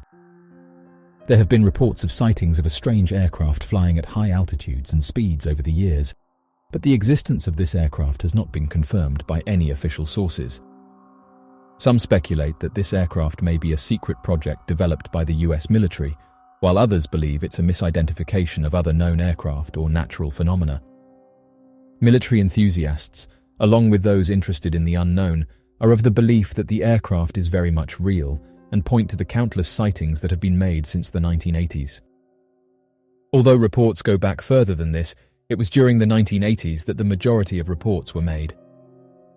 These black triangles have been observed doing things that conventional aircraft can't do, for example, hovering motionless in the sky without making a sound, using cloaking technology, having the ability to make their way into restricted airspace, having a fascination with military bases, especially ones that are in possession of nuclear warheads, and being able to fly at tens of thousands of miles per hour. For those unaware, these triangular aircrafts have been reported all across the world, and according to data gathered by the military, they are most commonly seen above the United States and the United Kingdom. As of right now, no military has come forward and said that they are in possession of these aircrafts, which in turn has caused some to speculate about who owns these crafts and where the tech came from. The reason people think that these aircrafts belong to the military is because they've often been witnessed above military bases, and because they have an appearance that looks similar to aircrafts like the B-2 bomber, which makes people think that this black triangle might be an updated version that hasn't been officially announced to the public. As of right now, there's no official answer for what these black triangles are, and eyewitnesses have been left confused as to how such an aircraft is able to achieve what it does. Amateur researchers have said that it does open up an interesting discussion, noting that if these triangles belong to us, then it means we have aircrafts that are able to hit extreme speeds, and that high-up officials are keeping this technology under wraps. As some have pointed out though, if these do belong to us, then why are military bases chasing them off whenever they enter restricted airspace? As of right now, all we can do is continue logging these types of sightings in the hopes that we can get one step closer to understanding what they are and where they're coming from. Hunters and experienced outdoorsmen suddenly vanishing. Sam Adams' disappearance. Over 60 years ago, the small town of Ovando, Montana, would be at the center of a missing persons report, when a 39-year-old hunter by the name of Sam Adams would be reported missing by his two hunting partners under the most mysterious of circumstances. Sam's story would begin when he and his closest friends, Ed Hodges and Calvin Trusty, both 40 and 52 years old, planned a short weekend trip to the mountains southwest of Ovando and roughly 20 miles southeast of Seeley Lake. Initially, the three men would start their hunting trip together, making a small base camp at a lower elevation where they planned on funneling some of the wild game into a tighter path. However, as they started their hike through the area, it soon became apparent to both Ed Hodges and Calvin Trusty that Sam had become separated from the group somewhere along the trail. Neither of the men were certain exactly where and when Sam Adams had disappeared, and started calling out for him and waiting to see if he would catch up to where they were.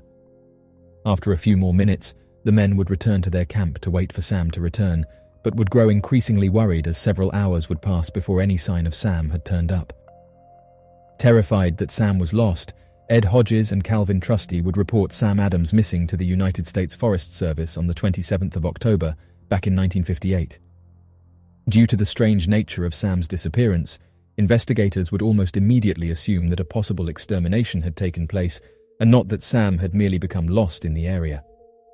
Additionally, the location where Ed and Calvin believed they had last seen Sam Adams was described by investigators as having been extremely rugged, with steep mountain peaks and deep canyons, making it difficult for the missing 39-year-old to have wandered out of the area on accident.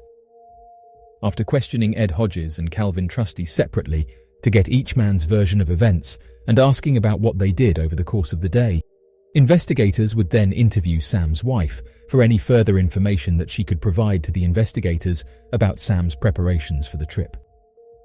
It would be at around this point that Sam's wife would confirm with investigators that Sam had been equipped with weaponry, sufficient warm clothing, a set of matches, and enough food to last for the entire weekend. Given the fact that Sam was believed to have disappeared while carrying a pack of all of his equipment, search and rescue teams were confident that even if Sam had been lost, he would have been fine for several days by relying solely on his camping equipment. Within only a few hours after Sam Adams was reported missing, over 100 search and rescue volunteers would join the investigators in locating the missing hunter. Volunteers would include soldiers from the Montana National Guard, officers with the local Powell County Sheriff's Department, agents from the Montana Fish and Games Department, as well as several dozen hunters from multiple different private hunting parties that would join search efforts during their vacations and weekends off from work. After an organized grid search pattern was established surrounding a possible location where investigators believed that Sam might have established a primitive campsite, search and rescue volunteers would cover almost a dozen square miles encircling the possible campsite. Oddly enough, despite the many different helping hands, military assistants and experienced hunters from the area searching non-stop for the next 17 days, no sign of Sam Adams was ever recovered. After over 2 weeks of organized search, the local Powell County Sheriff's Office would terminate the search and rescue operations for Sam Adams and continue pursuing a possible alternative cause. It would not be for almost another 9 months that any news surrounding the Sam Adams case would come to light. Despite the official search for the missing hunter being terminated on the 14th of November, 1958, Sam's hunting partners, Ed Hodges and Calvin Trusty, would continue the search for their missing friend. According to Sam's wife, Ed and Calvin would use every possible weekend and vacation day to travel to the area where Sam had last been seen to search for any sign of their friend. After almost 9 months, on the 12th of July of the following year, Ed and Calvin's efforts would finally pay off, when the two men would locate the remains of a bizarre scene involving their missing friend. According to an article published on the 14th of July by the Deseret News local newspaper, Ed Hodges and Calvin Trusty would find Sam's rifle, seemingly smashed into 3 parts, Sam's intact wallet, both of his shoes scarred with teeth marks and torn pieces of clothing. Close by, the men would also find signs that a large bear had been in the area, including scratch marks on the bark of a tree and the remnants of clothing that appeared to have been half digested. The entire scene was described by investigators as an epic battle covering almost a 50-foot diameter. Unable to make any sense of the strange scene, local law enforcement would bring in experienced crime scene specialists in an attempt to provide a logical explanation for what had happened. After thoroughly investigating the site, the crime scene specialists would claim that they believed that Sam had most likely taken aim and wounded a bear. After firing at the creature, he would use all but 2 bullets in an attempt to take out the creature as it charged towards him, but would only end up injuring and enraging the animal. The bear would attack Sam, leaving him non-fatally wounded, before wandering off. While on the ground, Sam would remove his shoelaces and attempt to use them as primitive tourniquets as he crawled alongside a fallen tree and made several attempts to light a fire to get warm. With the last 2 rounds, Sam would fire into the air, in the hopes of a nearby hunter coming to his assistance. Either due to the noises or to mere hunger, the injured bear would then reappear, which is when Sam would use the rifle as a blunt instrument, striking the bear 3 times, causing it to break into 3 separate pieces before being taken away by the animal. After hearing the story that the crime scene specialists posited forth, many experienced hunters and outdoorsmen found the claims far too outlandish to believe. One of the primary critics that's skeptical of the bear story stated that Sam had never been recovered. Although specialists would claim that the bear must have dragged Sam off into the wilderness, no evidence to support the claim would be found, such as dragged tracks or nearby bear dens. Other skeptics would argue that it seemed highly unlikely, if not impossible, for Sam to have struck his rifle against the bear 3 times before being dragged away, nor would it have been possible for a wounded Sam to generate enough force in his strikes to snap the rifle into 3 distinct parts. According to Sam's wife and his 2 hunting partners, Sam had been equipped with a secondary firearm. Oddly enough, Sam's belt was recovered with no signs of damage or claw marks. Yet, another strange fact would soon emerge that made it difficult for investigators to believe the claims of the crime scene specialists. In one of the articles published in a local newspaper, several search and rescue volunteers would come forward to talk about a peculiar fact that was completely excluded from the local law enforcement's explanation of the bizarre scene. According to the search and rescue volunteers, there had been a second area where items belonging to Sam had been recovered and was described by volunteers as being a completely different scene. Located over 200 yards apart, investigators would locate a second area where Sam's belt, hat, and both of his socks would be found, completely undamaged. It appeared difficult to explain how Sam's shoes could have been so badly torn up, yet his socks and belt had been in perfect condition and not devoured by the animal. What had yet to be found was just as bizarre. Despite the belt having been in perfect condition, Sam's holsters were missing. Search and rescue volunteers would also tell reporters that the location of where these two scenes were discovered did not appear to make any logical sense. Both scenes would be found less than 1.5 miles from where the main search and rescue operations were centered almost 9 months prior. Other search and rescue volunteers would tell investigators that they had crossed into the area where the epic battle had taken place and had not come across any signs of Sam Adams during the initial search. Ed Hodges and Calvin Trusty would also talk about the high strangeness involved with the discovery, claiming that they had been in the area continuing the search for more than 7 months and had passed in and around the area over 100 times, but failed to notice anything of interest prior to their July discovery. As of right now, there's many who suspect that something more mysterious played out, and that perhaps a cover-up took place. The mysterious disappearance of Raymond Walter Wiggs. Back in 2003, a young 19-year-old man by the name of Raymond Walter Wiggs III would suddenly vanish from his group while hiking through the Little Gypsum Valley National Park located in the state of Colorado. Although the nature of his disappearance and subsequent search were bizarre, it would be the recovery of Raymond Walter Wiggs that would spark subsequent investigation and growing rumors of a possible dark, ritualistic cult when investigators would uncover increasingly strange evidence. According to investigators, 19-year-old Raymond Walter Wiggs III, who grew up in the small town of Alanson, Michigan, went on a 3-day planned hike with his girlfriend, a 24-year-old woman by the name of Leslie Brookshire, his friend, 23-year-old Corey Ulrich, and Corey's father, 41-year-old Kevin Ulrich. Although the hikers were from the small town of Alanson, Michigan, the group had planned the trip several months in advance, arriving at Little Gypsum Valley National Park together. Once the 4 hikers got together at Moab, they decided to wait until the following day and begin their hike to the valley sometime after 3 in the morning on the 24th of October. Due to the growing winter months, the early morning trail was covered in complete darkness as the hikers traveled along the trails to the valley. Despite the low light, the hikers remained confident about their trip, as the group had more than a decade of experience between them, as well as the fact that the trails they followed to the valley were along amateur trails that all connected back with each other, and could easily be used to find their parked vehicles in the event that anyone got lost. After walking several miles, at some point in time after 3 in the morning, the group would claim that Raymond Walter Wiggs had suddenly disappeared. Raymond's girlfriend, Leslie Brookshire, would later tell investigators that as the group was walking, it had been several minutes before they heard anything from Raymond, and after spending almost an hour searching around and yelling his name, soon realized that he was nowhere to be found. Investigators would initially be suspicious of the group, as it would become apparent that the group would fail to report Raymond missing for almost 48 hours after his disappearance.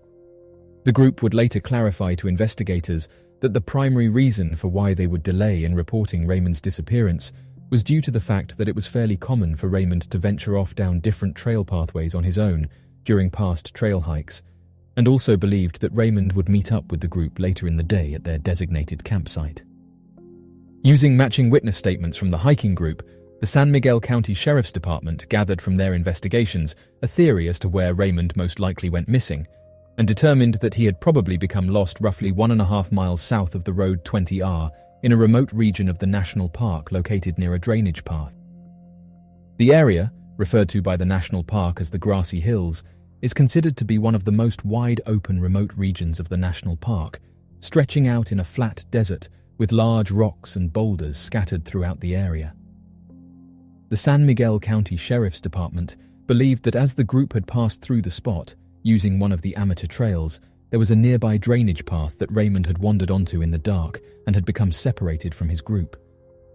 Using the drainage path as the potential last known location of Raymond Walter Wiggs, the San Miguel Sheriff's Department would establish one of the largest search and rescue operations in the area, utilizing trained aircraft equipped with state-of-the-art cameras and experienced search and rescue teams trained in traversing the area and locating missing persons. Despite the support aircraft and more than 100 trained search and rescue volunteers on the ground, no sign of Raymond Walter Wiggs was ever recovered within the first 48 hours of the search. It would be after 2 days of search and rescue operations that the Utah State Law Enforcement would join in the search for the missing 19-year-old, due to his last known location having been so close to the Utah state border. Oddly enough, the local newspapers would publish conflicting accounts and details of the investigation, supplied to them by the San Miguel Sheriff's Department. According to one publication, it was originally stated that the 19-year-old had disappeared only shortly after exiting his vehicle when the group arrived in Moab, and had never stepped foot onto the trails when he had suddenly vanished. This account would be immediately conflicted when another local publication would state that Raymond had disappeared almost an hour into their hike and had vanished far away from the area where investigators suspected the 19-year-old had accidentally wandered off and had gone missing while close at the Little Gypsum Valley when the group reached the region sometime in the late afternoon of the 24th of October. Even more concerning, it became apparent to investigators that though Raymond had last been seen on the 24th, the group he had hiked with had not reported his disappearance until the 26th of October. Raymond's hiking partners would tell investigators that they had originally believed that Raymond would meet up with them at their designated planned camping site, but then would later change their story, claiming that they had spent more than a day and a half searching for Raymond throughout the area before getting worried that something far more serious had occurred. Although investigators were originally suspicious about the group's behavior, it would become apparent that past hiking and camping trips with Raymond often featured the group splitting up and meeting up in designated areas much later. And given the many years of experience that the group had with hiking and camping, their fears were greatly reduced. During the search efforts, the San Miguel Sheriff's Department and the Utah State Police Department had more than 100 search and rescue volunteers scouring the area in a 30-mile radius for Raymond Wiggs. Among the search and rescue teams, the departments utilized over a dozen all-terrain vehicles, equestrian teams, experienced hikers, and low-flying aircraft, including state helicopters and a Super Cub airplane. By the third day of the search for the missing 19-year-old, a trained group working with the Phoenix Police Department would fly into the area with their trained Bloodhound search and rescue team to assist in the rescue operations. After spending another 48 hours searching for Raymond, the Bloodhound team was not only unable to find any sign of Raymond, the canines were also unable to pick up any identifiable scent at any part along the trail, furthering suspicions that Raymond had never entered the trail after arriving at Moab. Unfortunately for the Wiggs family and the volunteer search efforts, after 2 weeks of looking for the missing 19-year-old, no sign of Raymond Walter Wiggs was ever recovered. It would not be for another 4 years until investigators would finally get an update on the missing person case, when an experienced hunter would make a startling discovery. On the 15th of November, back in 2007, a hunter passing through a small dried tributary would claim to find what he believed to have been human remains, located in the far southwestern area of the Little Gypsum Valley, a remote area located more than 10 miles away from where Raymond was last seen. The chief investigator for the San Miguel County, a man by the name of Norman Squire, would recover the remains of 19-year-old Raymond lodged in a natural depression of the canyon wall. According to Norman Squire's report, the recovered remains and the surrounding area did not support any evidence of foul play. However, several strange facts that the detective would uncover would reopen theories and rumors of a far more creepy claim. On the 14th of November, back in 2007, Norman Squire would hold a press conference with the Daily Press, stating that he and fellow investigators did not support any claims of foul play, and that it was most likely that Raymond Wiggs had genuinely become lost.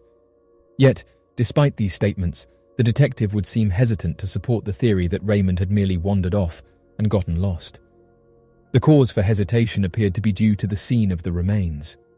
According to official reports, investigators located various parts of Raymond. Although the site of Raymond's remains were 10 miles from where he had last been seen, investigators noted that the area was only 4 miles away from where the group had planned to camp, making it likely that Raymond must have wandered in the same direction in the hopes of reaching the designated camp. During that same news conference, the article published by the Daily Press would also write a paragraph claiming that it appeared as if Raymond Wiggs had removed his necklace and ring and placed them into a naturally formed dent in the canyon wall directly above where his bones were found. It seemed unlikely to the autopsy investigator that the rings and jewelry were placed by Wiggs prior to his passing, and rumours from fellow investigators would make the claim that the scene felt more like a bizarre ritual than a natural passing. In many causes of accidental passings from missing persons, the remains of the people are often found intact with evidence of hypothermia. However, in the case of Raymond Wiggs, his remains were found slightly scattered and piled, with his jewelry placed above his remains in a small depression in the wall, similar to an old druidic shrine. It would be because of this weird shrine-like placement of Raymond's bones and jewelry that rumours of Raymond having been the victim of a ritual began to spread. Investigators would dismiss the strange placement of Raymond's remains and missing bones as evidence that a large natural predator had been in the area and possibly carried off pieces of the remains. However, National Park rangers would voice concern over this theory. According to the Little Gypsum Valley National Park, the region where Raymond's remains had been found holds no large natural predators due to the fact that the area is a remote region of vast desert, making it almost impossible for any large natural predators to have safely reached the canyon. Additionally, investigators found it incredibly difficult to explain exactly how they were unable to locate Raymond, even though the search efforts for the 19-year-old boy had been delayed almost 48 hours after his initial disappearance.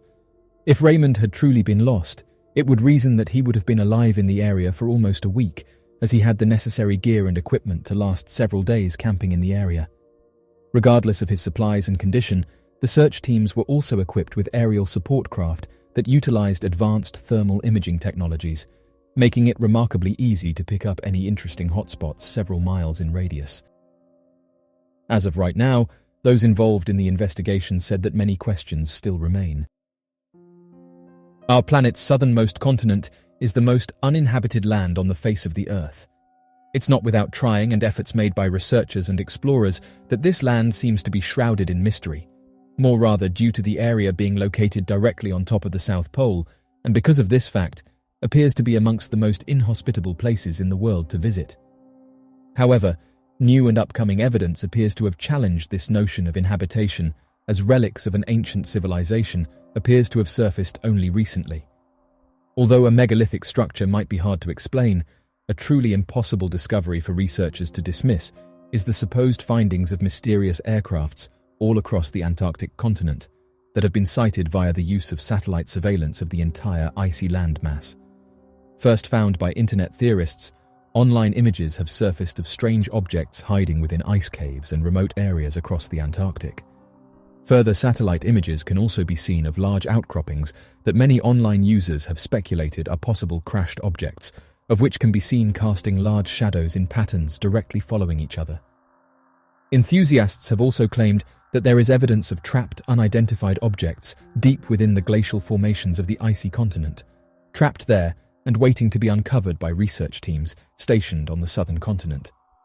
Although skeptics have said that these are just natural formations and don't show anything mysterious, others don't believe this and state that each year more and more strange objects are being discovered.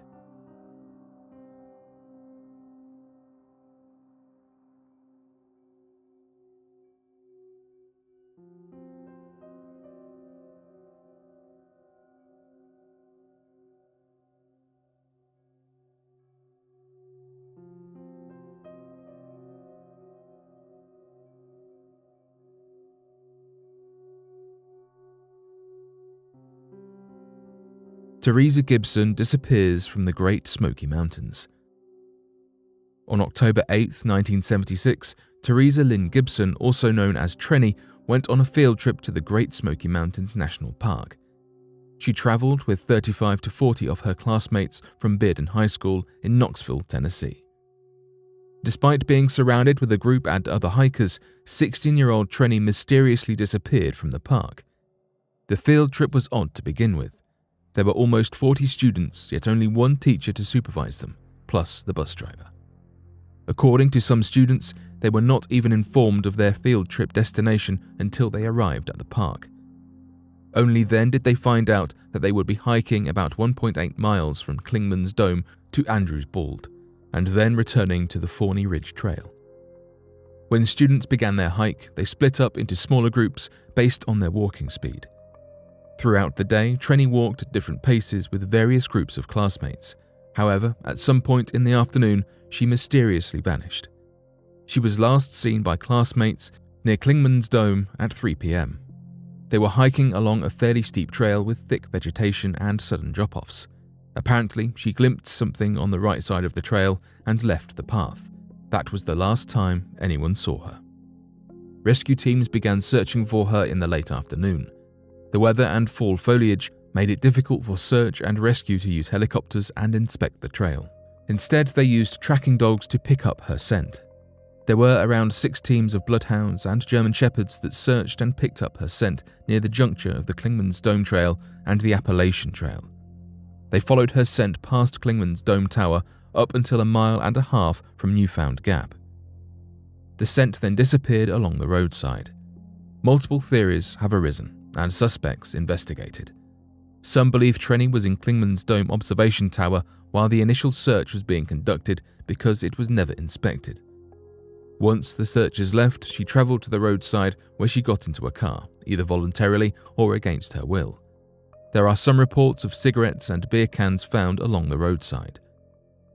Trenny's classmate, Robert Simpson, was implicated as a suspect since her hairbrush was discovered in his car, but police quickly dismissed the idea. Trenny's parents, Robert and Hope Gibson, informed the police of a previous break-in by a young man whom Mrs. Gibson shot at. After being shot, he threatened to hurt their daughter. Although the authorities investigated this man, there were no leads for them to follow. Searches were conducted extensively through October and then again from April 18th to May 5th, 1977, but to no avail. Searches resumed in 1981 as well, but they never found anything. Kim Pouncey, a friend of Trenny's, gave an interview in November 2017 for an episode of Appalachian Unsolved where she expressed her doubt of an abduction. She believes Trenny left of her own accord and had someone waiting for her in the park, that she had planned it because she wanted to leave and get away. After so many searches, the rangers of the national park were convinced that she was not in the park. Her body was never found. There are no current suspects, leads, or evidence. It's strange that a young girl could vanish while on a popular trail in the middle of the day surrounded by people. Whether she orchestrated her own disappearance or was kidnapped will remain a mystery. Craig Freer. In 2004, a high school student from New York went missing at just 17 years old. The young lad had been visiting a friend where he was consoled about a recent breakup. Whilst he had clearly been upset about him and his girlfriend, he reportedly did not give any indication that he may run away, nor did he say anything to suggest he would cause himself harm. This seemed a run-of-the-mill teenage breakup, at least until leaving his friend's house and walking into the woods. He never arrived back home. Adding to the distress in the boy's life, the day of his disappearance, his parents found out he lost his part-time job at the Price Chopper supermarket weeks prior. Craig had been pretending to show up and complete his shifts so that his parents would not find out he had been let off. His wallet and $40 in cash were found in his bedroom, just one of the reasons authorities do not believe Craig ran away or left of his own will. He had not applied for a job in the US, opened a bank account, or paid taxes since he was last seen, evident through the lack of activity surrounding his social security number. Craig lost his driver's license before his disappearance and did not get another before he went missing. Craig did not have a criminal record, any known behavioral issues or enemies. He was in fact a popular, bright student when in high school and had plans to study elementary education at college. However, before he went missing, some friends and family described him as acting secretive. Furthermore, Craig had run away once before, though only for a night, as an early teenager. 16 years on, and there continues to be a Facebook group searching for him, with friends and family actively looking for him. To this day, Craig Freer's case remains open, unsolved, and with no new leads. Unsolved mysteries are often fascinating because they appeal to our innate curiosity as humans. We are naturally drawn to puzzles and mysteries that challenge us to think critically and creatively, and to explore the unknown. Additionally, the fact that these mysteries remain unsolved adds an element of intrigue and excitement. It leaves us with a sense of uncertainty and a desire to uncover the truth behind what happened, which can lead to discussions, debates, and speculations. The mysterious object seen above the pyramids. The ancient Egyptians were a sophisticated civilization that developed over several thousand years, from around 3000 BCE to 30 BCE. There are several reasons why they were able to achieve such a high level of sophistication, including a combination of natural resources, organization, religion, science and technology, and trade and diplomacy. Many agree that the ancient Egyptians were way ahead of their time. They were able to create incredible structures that have stood up to the test of time, able to read the constellations to an incredible degree of precision, and create giant monoliths that outweigh some of our biggest modern-day machinery.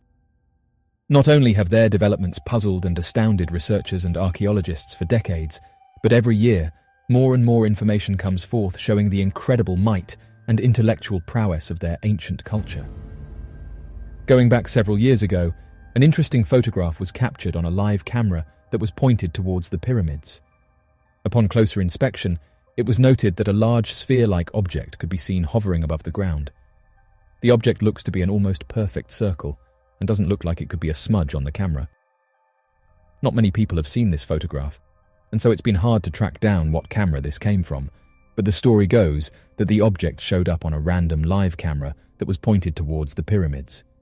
These cameras allow people to view the pyramids from the comfort of their homes. It first appeared online back in 2009, and since then, people can't seem to agree on what it shows. Interestingly, this isn't the first time that such an object has been captured above Egypt, and those who've studied this phenomena have said that these glowing orbs are well known. As of right now, it's up for debate what these objects are, but many who've encountered them have said that they have no visible propulsion system, but seem to have the ability to travel at extremely fast speeds. All throughout Egyptian mythologies are references to their supposed gods, assisting the early Egyptian civilization by providing vast amounts of untapped knowledge about the universe, as well as providing gifts to humans to help assist with future endeavors. One of the biggest pieces of evidence for this intervention pertains to the establishment of the first Egyptian civilizations that centered around the creation of agriculture and specialized craft. Many Egyptologists and archaeological researchers believe that prior to the development of large cities, the early Egyptian people lived in scattered and small tribes all throughout the region. Strangely enough, this did not change until there was an introduction of what would come to be the basis of the Egyptian religious practices, which essentially meant that the majority of the breakthroughs in agriculture, urban development, and a unified government did not begin forming until after the Egyptian religion was established, which presumably played a key role in these developments for the early civilization. Interestingly, assistance in agriculture can be found when looking through Egyptian mythologies in reference to gifts provided by their gods, such as that of the domesticated cat. According to the Egyptian mythological record, the domesticated cat came from the Egyptian gods as a peace offering after the goddess of the sun, Hathor, transformed into Sekhmet, of which is physically represented by the cat species, and went on an unending rampage against humanity. The domesticated cat was supposedly genetically modified by the Egyptian gods in order to be seen as the most perfect companion for humanity in its times of need. Fortunately enough, it turned out to work perfectly, as the sudden appearance of the domesticated cat allowed agriculture to flourish in ways that had never previously been seen before. This was due to the fact that the domesticated cat would eat the vermin that would otherwise spread disease in a city, ravage the local crops, and eat stored grains. Oddly enough, scientists have said that even more has now been understood about the feline in our modern era, with researchers uncovering that the cat's purr is at a specific frequency, of which allows rapid cell growth and healing in both humans and felines in the case of dramatic injury. Interestingly, it has also been found in the archaeological record that the domesticated cat, for reasons completely unknown and not entirely understood, did not appear in the fossil record until the establishment of the Egyptian civilization and a rising in that region. As of right now, Many aspects of the ancient Egyptians have been disputed in the modern day, with some researchers saying that the ancient Egyptian civilization was more advanced than we realize. Trail camera captures a mysterious creature. All across North America are reports of a creature that's been given the name of the Dogman. Those who have encountered the creature have described it as looking like a strange werewolf-like creature and seems to possess supernatural strength and abilities. One of the issues with these types of stories is the lack of evidence to back them up. But now, a photograph is being shared around social media, allegedly showing the Dogman creature. It's hard to track down its origins, but the image was first seen on various groups that investigates mysterious creatures. The story goes that one night, someone was looking through their trail camera that was pointed towards their garden. After a while, they could see something moving in the bushes towards the left-hand side of the screen. Brushing it off as everyday wildlife, they didn't bother to look closer, as seeing nature in their backyard wasn't uncommon. However, after a few minutes, the individual noticed that this creature was big and said that they had never seen anything of this size before. The animal soon left the scene, but the trail camera owner couldn't wrap their head around what they had just witnessed. They then decided to download the video and brighten it on their computer. It was only after doing this that they discovered a large dog-like creature had been there the whole time, looking towards the house where the person had been watching the camera from. Those who have seen the image have said that it's one of the best pieces of evidence of the Dogman creature. As of today, there's been various people who have come forward with their encounters with this mysterious beast. Descriptions of the Dogman monster often overlap with ancient superstitious sightings and European legends of werewolf-like entities. The Dogman is described as standing at a height between 7 to 10 feet in height, having long legs, possessing the head of a wolf, and an enlarged humanoid body. Although many sightings of the Dogman are often lumped together with sightings of hairy humanoid entities, the creatures are remarkably different in behavior. Within many of the Dogman sightings, the creature acts with increased aggression and will often chase and attack cars, people, other animals, and livestock. The Dogman of northwestern Michigan, Wexford County lumberjack sighting. Back in 1887, the oldest reported American sighting of the Dogman would be first recorded out in the woodlands of Wexford County, located within the state of Michigan, and this was by two reputable eyewitnesses of the community. According to the local report, Wexford County hosted large lumber camps, referred to by locals as the Northern Lumber Camps, which helped to employ the majority of the nearby residents. It was after a long day of work when two lumberjacks noticed a large wolf prowling around the camps, staying a few feet outside of its perimeter and sniffing the nearby equipment. Worried that the wolf might attack one of the men while they were standing alone, the two lumberjacks began to chase the wolf away from the compound, following the creature deeper into the woodlands and chasing it into a hollow log. When the animal crawled into the log, one of the men debated on just leaving it alone, as the animal was far more terrified of them than they were of it.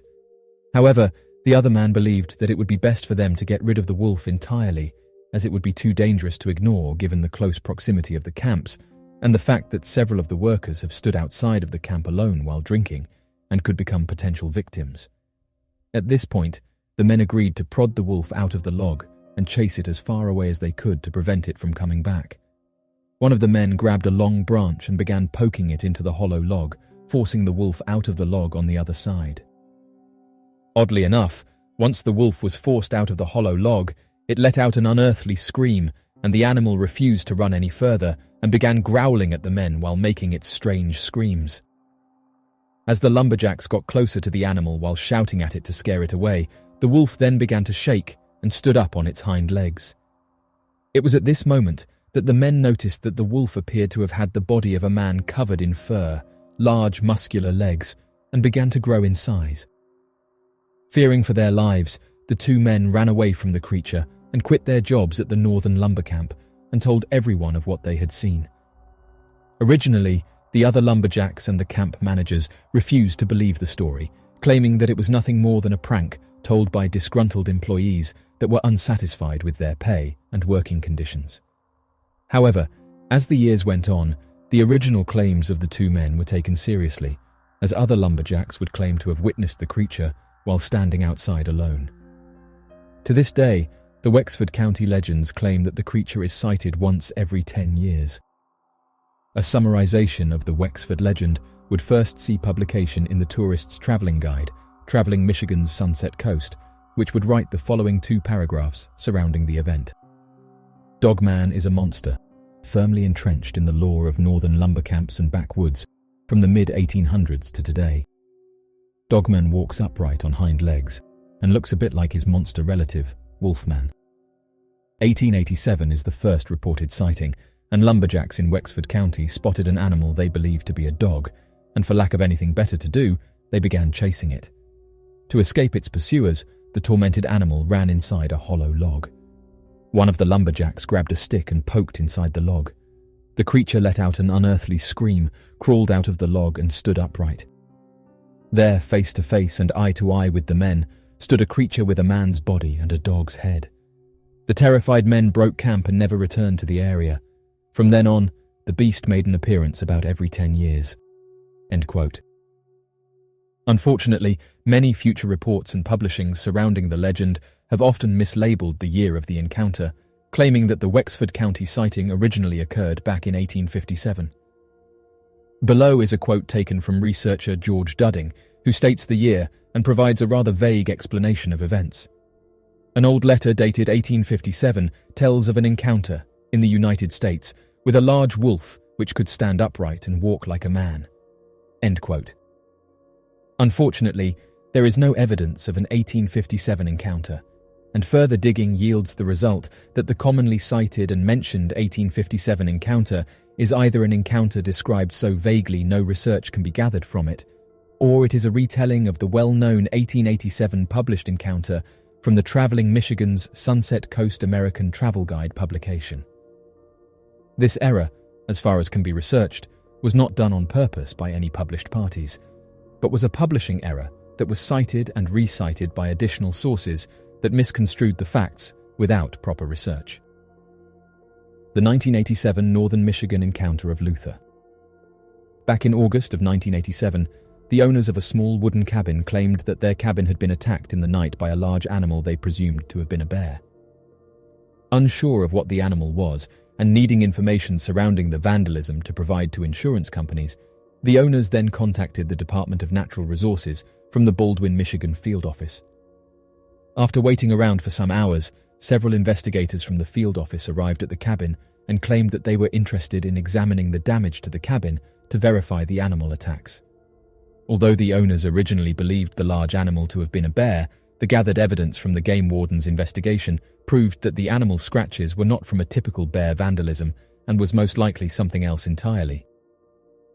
According to the Department of Natural Resources, the tracks and the claw marks left behind at the cabin more closely matched that of a very large dog. Surrounding the cabin and near the nearby muddy pathways were footprints of large dog tracks. On the windows of the cabin were prints of equally large muddy paws that went as high as 7 feet, and different parts of the roof of the cabin appeared to have also had evidence of muddy footprints. Additionally, closer examination showed that the frames of the windows and the doorway appeared to have been chewed in an attempt of the animal to have gained entrance to the cabin in the night, a behavior uncommon of wolves in the region. Even more peculiar, areas of the footprints seemed to reach up on the wall past 7 feet in height, meaning that the animal would have had to walk on its hind legs and be at a height exceeding 7 feet when standing. An official quote on the event is recorded as follows. Upon closer scrutiny, it was determined that the damage to the cabin had been done by a very large dog. It appeared that the animal had chewed into the wood frames of the building and the door screening in an attempt to gain entrance to the cabin.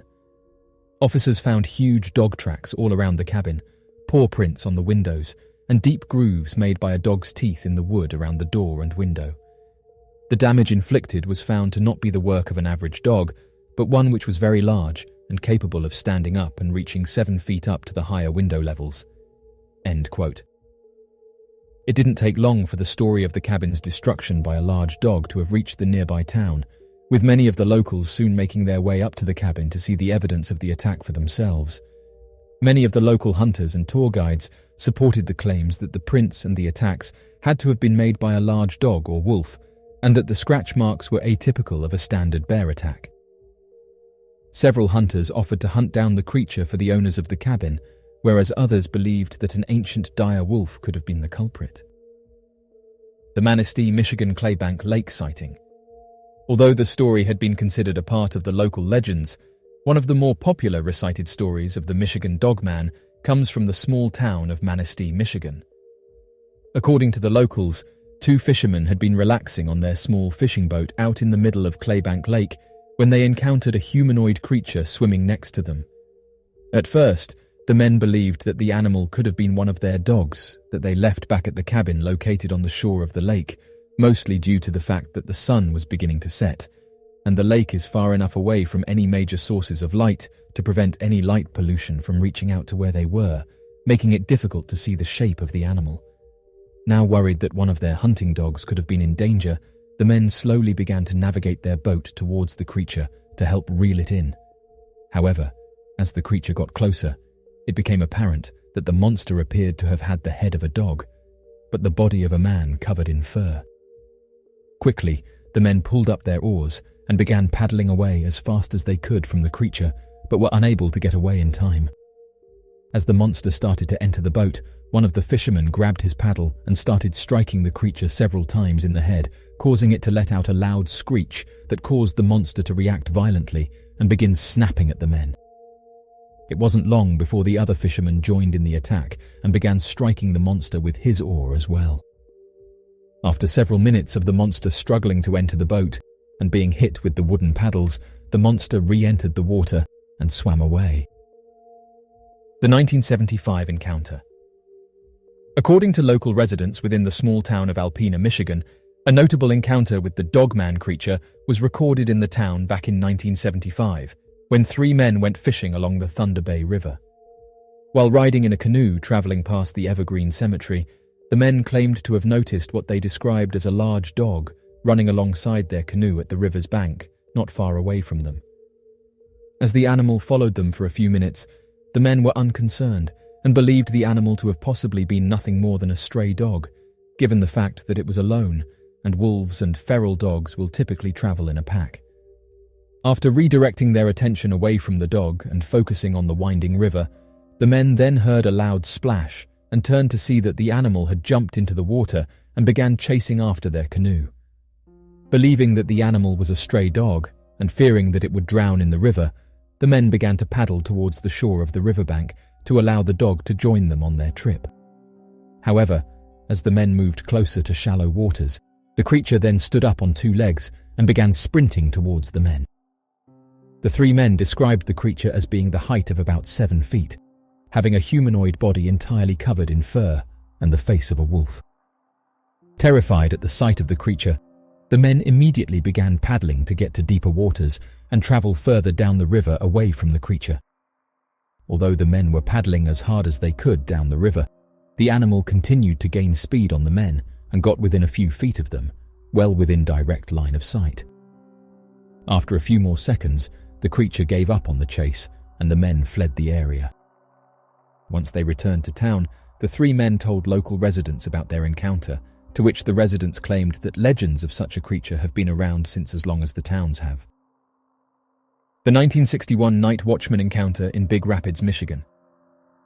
Originally reported back in 1961, a night watchman working for a manufacturing facility located near the small town of Big Rapids, within the state of Michigan, claimed to have had an encounter with a large humanoid creature that appeared to have had the head of a wolf. According to the night watchman, the factory that he was working security for was located between Big Rapids and the Chippewa Lake, a site where many past encounters with the Dogman have been recorded. Given the fact that the factory resided next to the Haymarsh Lake State Game Area Nature Preserve, located near Mecosta County, the night watchman was used to large animals journeying to the outskirts of the factory's border and causing damage to the property. It was because of the extensive amounts of damage that had been recorded over the past weeks to the factory's fencing and buildings that the night watchman added a foot patrol to his typical duties to help scare off any animals that were lurking around the property.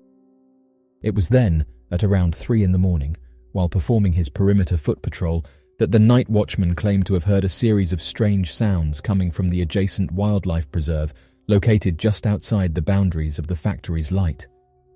Believing that the sound could have been the screeching of an injured animal, the night watchman continued his foot patrol and completed his usual rounds by walking around the perimeter of the facility several times before taking his break. Once on his break, the night watchman claimed to have crossed the road to a small company-provided residence to grab himself a cup of coffee, as he believed that his nerves could have been getting to him due to all of the surrounding peculiar sounds that he would later remark sounded unlike anything he had ever heard before in his life. After getting his cup of coffee, the night watchman became curious as to the source of the sounds, and so stepped out onto the porch of the residence to take another glance of the surrounding wilderness. Once outside, the watchman claimed to have noticed what he described as movement near one of the chain-link security fences that wrapped around the facility, and so immediately went to investigate. Originally, the night watchman assumed that perhaps a person could have been responsible for the strange sound and was now trespassing on the property to break into the facility at night to steal some goods. Fearing that he would have an encounter with a group of thieves, the night watchman ran over to the chain-link fence with his weapon drawn from its holster and shouting at the source of movement to stop. However, once the night watchman reached the source of the movement, he realized that it was not a person trying to break into the chain-link fence, but an unknown type of creature that was standing upright and appeared to have had the head of a dog. Although wildlife officials claim that the animal was most likely a hungry bear attracted to the smells of the factory, as bears have heads similar to the shape of a dog, and if underweight are known for walking on their hind legs, the night watchman claimed that the upper torso of the animal was clearly visible and appeared to have broad, man-like shoulders and a large chest, while standing at a height of about 6 to 7 feet, while covered from head to toe in brownish-grey fur. Once it became obvious that the intruder was not a man or group of men, the night watchman ran inside to grab a 35mm camera to take a photo of the creature as proof of the dogman legends. When the night watchman came back out, he saw the animal leaving and walking on all 4 limbs and took a series of pictures of the creatures while using a long exposure shutter speed given the low light of the area.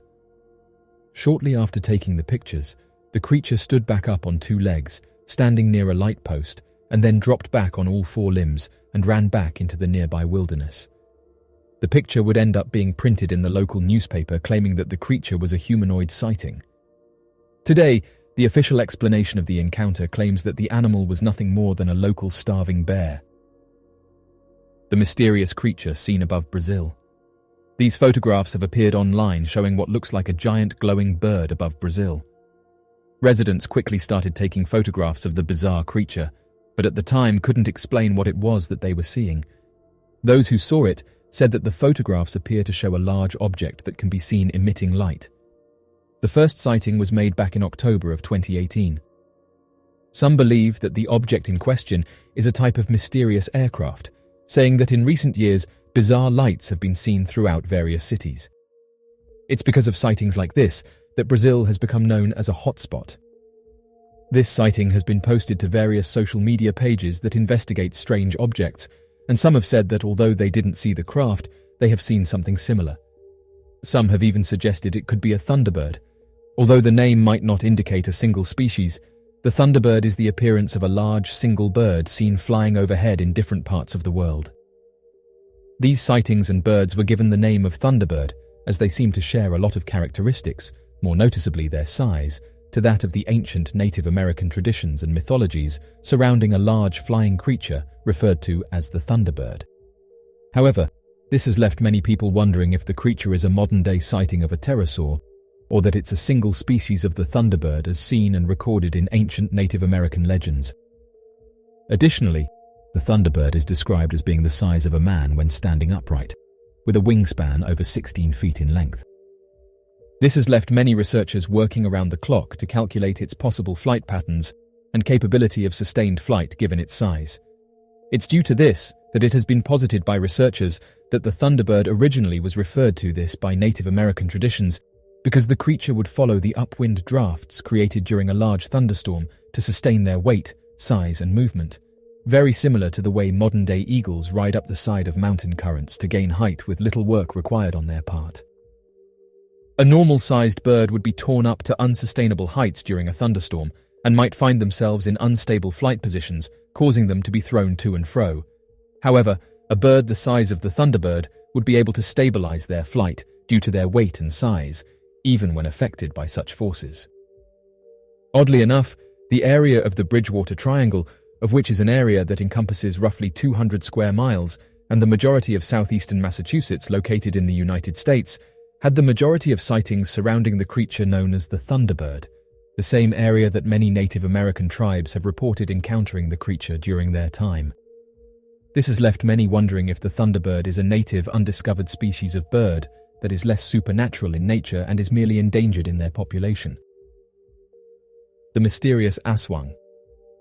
Definitely seen as the strangest creature encountered, the aswangs are an almost impossible to categorize and understand mysterious creature that has left many locals across the Philippines terrified for their lives. Given the fact that the country is often torn in tribal warfare and other incidents surrounding actions of the government and revolutions involving the people, this has led to a number of stories surrounding areas of the Philippines housing people that are not quite human. According to families at the center of revolutions, they have reported that on the outskirts of forests located away from larger population centers, there appears to be a grouping of inhuman creatures that are impossible to explain and are a great threat to the people. These creatures are known as the aswang and have been described as appearing human and establishing small human towns away from society. Although they might appear completely normal at first, the creatures are described as being completely mute in human form and will run to hide when seen. If they get away, they will begin to transform and grow large wings similar to that of a bat and can separate from their lower halves as they fly through the air. Interestingly enough, legends surrounding the creature have spread all across the Philippines, including stories of people being followed by the creatures. Many residents across the Philippines have reported encountering these creatures during the night, saying that their appearance alone is enough to terrify you. The United States is no stranger to mysterious creatures, and Major General Edward Lansdale used the story of a mysterious vampire-like creature known as the aswang to his advantage. These creatures were said to be humanoid in appearance and had the ability to fly. Lansdale spread rumors that aswangs were loose in the jungle and that they were going to attack enemy soldiers. All of this unfolded during World War II in the Philippines, and to ensure that it was believable, Lansdale's men captured an enemy soldier and drained the blood from his body, leaving the soldier in the forest so that he would be found, and thus ensuring that the enemy soldiers would believe the claims that a vampire-like creature was on the loose. The Major General said the following: "To the superstitious, the Huck battleground was a haunted place filled with ghosts and eerie creatures. A combat Psy-War squad was brought in. It planted stories among town residents of an aswang living on the hill where the Hucks were based. 2 nights later, after giving the stories time to make their way up to the hill camp, the Psy-War squad set up an ambush along the trail used by the Hucks." End quote. The origin of the creature is not known, but various stories and encounters have been shared throughout the years, with eyewitnesses saying that the creature resembles a human with a messed-up face, has large protruding teeth, and has the ability to fly while carrying a human. Paul Michael Lemaitre disappears in the middle of a crowd. On the 4th of July, back in 2012, in the small town of Seward, Alaska, the 97th annual marathon race, known as Mount Marathon, was well underway when one of the runners, a man by the name of Paul Michael Lemaitre, appeared to have suddenly vanished while standing out in the middle of a crowd of fellow runners. Regarded as one of the most bizarre and unexplainable disappearances of Alaska, Mount Marathon officials have been struggling to answer the cause of the disappearance of Paul Lemaitre, and how it would have been possible for one of the most experienced runners to have vanished while taking a routine exercise through a familiar area. According to the Missing 411 report, Paul Michael Lemaitre was 66 years old at the time of his disappearance and was considered to be one of the most experienced runners of the event. Even more peculiar, the Mount Marathon race is considered to be one of the oldest and most safe races across the United States, with the marathon first beginning back in 1915 without a single known injury or disappearance in the 97 years since its conception. The marathon is described as being a 3-mile combination run that takes runners up Seward, Alaska's highest point of elevation of 3,000 feet, before coming back down to the base of elevation at sea level. The starting point for the race begins within downtown of Seward, located at the corner of 4th Avenue and Adams Street, winds up to the nearby mountain's summit, and winds back down to end at the corner of 4th Avenue and Washington Street. After spending the entire year preparing for the race, Paul told his family that he had planned on taking his time with the race, hoping only to get a respectable time in placing and not concerning himself with racing against the other runners, and possibly hurting himself. Considering the fact that Paul was described as being incredibly physically fit by his co-workers at the military joint base Elmendorf-Richardson, it seemed trivial to his family that he would be able to finish the race with a solid time. Additionally, the fact that Paul worked as a counselor at the military base focused on helping guys leaving the military reintegrate into civilian life, assisting with health, and preparing for every possible problem they might occur, helps to demonstrate that Paul Lemaitre was known for being thoroughly prepared for any situation he may have found himself in, as well as the fact that had he been suffering from anything, he would have received the proper help he needed.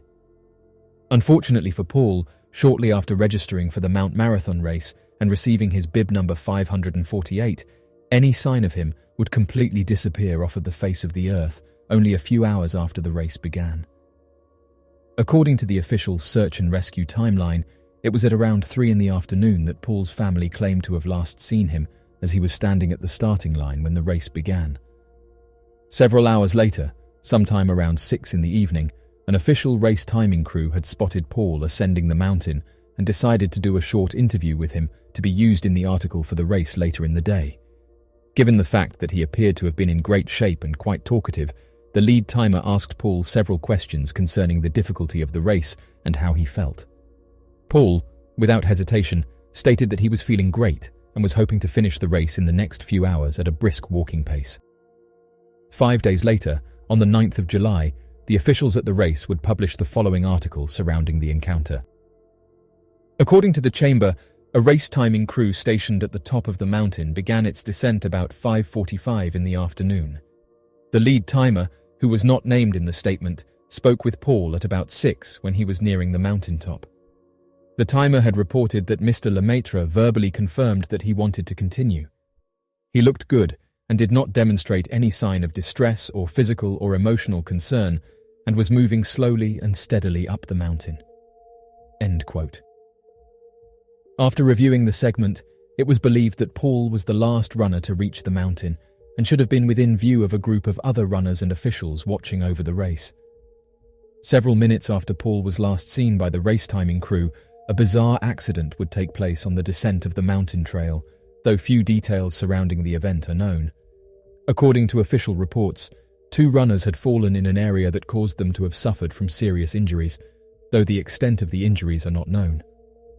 Worried about losing their proud history of maintaining one of the safest races, the Chamber of Commerce of Seward immediately began investigating the area, but were unable to find a sufficient answer for why the runners bizarrely turned off into a random area and seemed to have jumped from a mountain's ledge. The 2 runners, having suffered injuries at 2 separate locations in 2 separate incidents, were unable to remember why they had fallen in the given areas. It was at around 8 p.m. when Paul's wife contacted the race officials and let them know that Paul had not come back from the run and was expected to be the only runner left on the trail. She then explained that Paul had been expected to finish the race at around 7:30 p.m. and was running more than 30 minutes later than his expected finishing time. Due to the strange nature of the previous runner's injuries, the race officials did not hesitate another moment and contacted the Seward Fire Department and the Alaska State Troopers to begin an immediate search of the mountain to locate Paul and return him safely to his family. Oddly enough, despite several hundred volunteers working over the course of the next several hours, checking every pathway of the mountain, the teams were unable to locate any sign of Paul. Even after employing the use of helicopters equipped with special thermal imaging and state-of-the-art cameras, no new discoveries were made. Oddly enough, the search teams claimed that as soon as they were dispatched in the area, a sudden heavy fog blanketed the entire mountain. Throughout their search, the teams came across 2 black bears that ran away at the sound of people, but no other form of wildlife was seen in the area. After a team of search and rescue dogs were following Paul's scent, but then suddenly seemed to lose it halfway down the mountain, search and rescue efforts were strained beyond their limits, and no new ideas to help recover Paul were available. On the 9th of July, back in 2012, the local newspaper, the Alaska Dispatch, ran an article that described the search efforts with the following paragraph. Hundreds of volunteers have been involved in the rescue operation, including the Alaska Mountain Rescue, Nordic Ski Patrol, Alaska Search and Rescue Dogs, Bear Creek Volunteer Fire Department, National Park Service, Seward Police and Fire Department, the Air National Guard, Alaska State Troopers, and many Seward residents, as well as racers who returned to Seward to help with the search." End quote. No sign of Paul Michael was found over the week's search, and to this day, no one knows what could have happened to the runner. The official explanation behind Paul's disappearance claims that as Paul was ascending the mountain late into the night, his poor eyesight may have caused him to confuse the running pathway with a previous year's running pathway, as the Mount Marathon race was known for changing its paths every year to provide veterans with a new challenge, and could have caused him to have run off the side of the mountain in an area where his body has yet to be found. The number of people who go missing each year can vary depending on the country, region, or circumstances. However, according to the latest data from the International Commission on Missing Persons, an estimated 600,000 people are reported missing every year in the United States alone, which translates to around 1,600 people per day. Globally, the numbers are even higher, with the International Criminal Police Organization estimating that at least 8 million people are reported missing each year worldwide. It's worth noting that not all missing person cases are reported, so the actual number of missing people may be even higher. Various parts of America are said to be home to mysterious creatures, and one such area is that of North America. Back in 2014, a trail camera was placed in Mossy Rock in Lewis County, and it captured a mysterious creature. The unknown bipedal humanoid was soon given the name of the creature of Mossy Rock. A man had placed a trail camera on his property, which was said to be located out in the middle of the woods. There had been some strange sightings in the area, with the man coming forward and saying that strange noises could be heard late at night, and so he decided to set up one of these cameras in order to catch the culprit. The man who posted the image said the following: "The backstory of this image is that it was captured on a trail camera, and the guy who showed me it had been down at his friend's house in Mossy Rock. The property is out in the backwoods, and it's surrounded by nothing but deep woods. Around the same time that this picture was taken, they heard a screaming noise coming from just behind the house, which they said didn't belong to a cougar, coyote, or bear. They wanted to figure out what was causing these noises, and so set up motion-sensitive trail cameras to capture it. When checking the footage the next morning, this is what they found. It's an amazing photo, and it makes every other image I've seen look laughable in comparison. I get really annoyed when people try to argue its authenticity. These guys didn't even know how to send the picture from their computer to their phone. They don't know what Photoshop is. If this photograph is genuine, then it's easily one of the best images we have of this creature, and proves there's large bipedal humanoids roaming around in dense regions of America." One user said the following: "I've visited this area, and there's definitely something going on in these woods. I'm glad that I was with my son at the time, because otherwise no one would have believed my story." On the second night of our trip, we began to hear noises around our camp. This happened at night, so we attributed this to wildlife. However, what we couldn't explain was the loud screams that echoed through the woods. I've spent the majority of my life outdoors, but I had never heard such a noise before. It didn't match typical wildlife that you find in the area. Fast forward to the next day, me and my son decided to look around the camp in order to see if we could work out what was making those noises. All around us were huge footprints that were double the size of my boots. After making this discovery, we immediately packed up and left the area. It's an experience that I'll never forget, and when I hear these stories, I'm now a little more open-minded. Interestingly, this isn't the first time that hikers and residents within Washington have reported seeing such a creature. In fact, these sightings have become somewhat of a regular occurrence that investigators have now labeled Washington as a hotspot, and it's led hikers and investigators to go out into these areas in the hopes of finding evidence. What these creatures are, though, depends on who you ask, with scientists and anthropologists saying that you're not going to find such a creature, with them detailing that if such a creature did exist, and it was related to some great ape species or even a Neanderthal, then we would see evidence of things like bones in forests, saying that you would need a substantial number of these creatures to keep them going, and that as of right now, the evidence points towards them not being genuine. Researchers who have looked into this topic have said that this is actually helping them, and that they've said that we have to start with the process of elimination. Some of these investigators who have spent a large amount of time in these areas have said there's definitely been some interesting correlations that they've picked up on, one being that sometimes when these creatures are seen, strange lights have also been seen in the nearby area. What many people find interesting with these reports is that they aren't anything new. In fact, they can be traced back hundreds of years. Robert Robinson has said that one of the oldest known sightings of a creature fitting the description of the skunk ape took place in the early 1800s, with reports of other large humanoid creatures going back even further. The first reported sightings were by Native Americans, and since then, it's been suggested that there's different kinds. According to the reports, a group of sailors landed north of the Gulf of Mexico. As they had pulled into the bay, they claimed to have spotted a creature covered in hair from head to toe and appeared similar to a 5-foot-tall baboon. The encounter was recorded back in 1818, but sightings of baboons the size of men would continue to be reported throughout the area until the mid-1800s. The descriptions of the creature's odor are often conflicting, with many eyewitness reports claiming that the smell is impossible to compare to any other known smell. Some witnesses have claimed that the smell of the creature was similar to a swampy fish smell, with a mixture of rotten fish and eggs. An even smaller number of witnesses have claimed that the creature gives off a somewhat chemical smell, comparing it to hydrogen sulfide, methane, or swamp gas. While some testimonies have said that the creature suffers from an odor that is more akin to a wet dog. More commonly, however, the odor of the creature is reportedly exactly similar to that of a skunk, which is where the creature derives its name. The physical descriptions of the creature are far more consistent, with claims that the skunk ape is humanoid in shape, but without a defined neck, leaving its head resting flat on its shoulders. The creature has a human-like face. Fur covering its body except for its face and palms, has well-defined muscles despite the covering of the fur, and appears to have a hump on its back that may or may not extend beyond the top of the creature's head.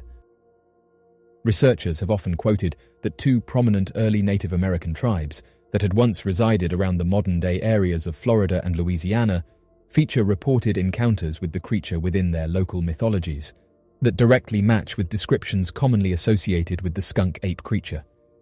This claim, however, is only partly true. One of the local Native American tribes features stories of a swamp-like creature referred to as the Shawanoki. Some researchers have incorrectly translated this to mean a mysterious swamp-dwelling creature, and so have made the connection that the creature must be referred to the skunk ape, of which is commonly reported in areas of swamps. The truth, however, is that Shawanoki directly translates to snapping mouth, and was more commonly used to refer to hidden alligators or snapping turtles local to the area. An additional note to make is that the coincidence of Shawanoki referring to the swamp and the skunk ape often being reported in or around a swamp is hardly a coincidence at all. Many of the areas throughout Louisiana and Florida feature swamps as their only form of wilderness, as it is nearly impossible to pave or develop any form of modern construction within swamp grounds. The other prominent Native American tribe does indeed feature a story that directly matches with reports and encounters with the skunk ape. Referred to by the tribe as the Esti Kapkaki, of which directly translates to the tall man, the creature is a reportedly humanoid being that is often regarded as the protector of the surrounding woods and swamplands. If one was to find themselves chasing the creature, before long, they would witness the animal vanish from sight, as if disappearing in the fog. Other titles for the creature were known as the Sand People, the Mangrove People, or the People Eaters. In the early morning, sometime around 6 a.m, 2 witnesses were driving into the town of Gainesville, located within Florida, when they reported one of the first documented encounters with the skunk ape. According to the 2 eyewitnesses, a young mother was traveling with her son. As they were traveling down Route 441, passing a 4-lane highway with an open grassy area that separates the lanes, a tall, humanoid creature, covered from head to toe in thick matted fur, was standing between the lanes, strolling across the grassy fields. The sighting, which occurred in the summer of 2000, allowed the witnesses to see the creature in bright daylight, despite it being only 6 a.m. However, they reported that it did not register what they had just seen, and it wasn't until they drove closer that they realized what they were looking at. According to the mother, the 2 had just passed by the Painesville Prairie Preserve, a state park of more than 21,000 acres that consisted mostly of flat swamplands and unending miles of wet prairies and overgrown marshlands. Believing the humanoid figure to have been a possible illegal hunter dressed up in matching camouflage, and due to the fact that no other cars were on the highway, the mother then slowed almost to a halt to get a better look at the humanoid creature. The witnesses then claimed that the creature, described as a large beast covered with brown hair, turned to face the 2 of them and began traveling towards their lane. Unsure of what to do, the driver stayed parked on the highway lane and waited for the creature to cross into the surrounding swampy nature preserve, watching its movements as it continued to pass them. At first, the witnesses claimed that they thought the creature could have been a normal, but rather tall man, dressed in animal skins and furs that wrapped around him like a sweater, but as it walked towards them, they realized that the creature was not human and appeared more like a humanoid ape-like creature. Over the course of a few seconds, the humanoid ape-like creature crossed the highway lanes and walked over the surrounding bank, disappearing into the nearby state park. During her report, the woman would claim that the creature had to have stood somewhere between 7.5 to 8 feet in height, though it was impossible to accurately judge given the fact that she and her son were sitting in the car. Additionally, despite the fact that the ape-like creature was covered in fur from head to toe, the driver claimed that clear outlines of thick muscle could be seen that appeared to be very human except for its large, thick feet that appeared to be more like padding. The young boy would claim that it appeared that the creature ran quickly with a hunched-over posture and looked like a human monkey or a caveman, and said that it crossed the 4 lanes within a few seconds. Another sighting of the creature was made in Brevard County, Florida. On the 15th of September back in 1989, a brother and sister would witness an 8-foot-tall humanoid creature that would reignite the legends of the skunk ape in the region. According to the 2 eyewitnesses, they had been driving from Florida to Kissimmee late in the night, sometime around 11 in the evening. As the 2 were driving along Nova Road, located within Brevard County, the brother needed a temporary break to relieve himself after several hours of driving, and so pulled over to the side of the road for roughly 30 seconds. As he was standing outside the car, the sister began shouting that someone was coming and that the brother should finish before they got in trouble. Glancing around, the brother then noticed what he described as a 7 or 8 foot tall, dark humanoid creature running towards him, exiting from an area in the surrounding woods where snapped branches and debris could be seen. At first, the brother was unsure of who the person was and worried that perhaps the person running towards them needed help. Due to Nova Road being a desolate 30-mile stretch of road that cuts through thousands of acres of untouched swamp and wetlands, the brother was certain that there should be no one in the wilderness unless they were in danger and needed help. Upon closer examination of the fast-approaching creature, it became clear to the brother that the tall humanoid was something completely inhuman, covered entirely in hair and striding along the ground as if the creature was preparing to quietly attack. Fearing for his life, the brother ran back to the car and began pulling away as fast as possible. After driving several miles, the brother began to slow the car down once more for another break when he noticed the creature following them on the road, now lit up in a red glowing tint due to the car's brake lights. Without any further hesitation, the brother slammed on the pedal and left the creature behind, watching as it jumped back into the nearby swampland. Back in 2013, a user on social media by the name of Tram Stop Dan was passing by a trash bin and noticed a strange wooden suitcase sticking out in the bin. Intrigued by this peculiar find, he quickly pulled the wooden suitcase out of the trash and began digging through its contents to uncover anything important that had been tossed. He realized that the old wooden suitcase appeared to be filled with hand-drawn maps with incredible detail, drawings of mechanical devices, strange images of what appeared to be an extraterrestrial event, and pages of writings that talked about a possible government cover-up and alien sighting. The user spent a few days poring over these pieces on his own before posting his findings online in the hopes of finding others who could help to explain what he had found and what all of it meant. It did not take long for the community to respond and each make their own connections to the work to realize its purpose. It became known that the writings were making references to an old biblical story known as the Book of Ezekiel. The contents of the suitcase appeared to be a brand new theory made by one person who was obsessed with this biblical book and believed the events of the story to have been that of an alien encounter. It was an impressive amount of work and dedication that most can look at and appreciate in its own special way. Interestingly, the Vatican has been open to otherworldly life, and various biblical books detail strange creatures that many have said match the overall description of an extraterrestrial. The Vatican City, the center of the Roman Catholic Church and home to the most influential spiritual leader on earth, the Pope, has long been a source of intrigue and mystery. Whilst some might associate it more with St. Peter's Square, the Pope greeting crowds from his palace, and the glorious Renaissance artworks of the incredible Italian masters of old, there is much that goes on behind closed doors beyond any prying eyes. But how could it have remained so secretive all this time, and what kind of mysteries could it hold? There are two main power drivers. The Vatican City has wealth, with an estimated $10 to $15 billion of assets and investments. It also has a network, with over 1 billion dedicated followers across the world. With this kind of network and this amount of money, there is no doubt the Vatican has a lot of power. Now, take the power that the Vatican wields, and remember that this is an organization that has been in existence since the 4th century.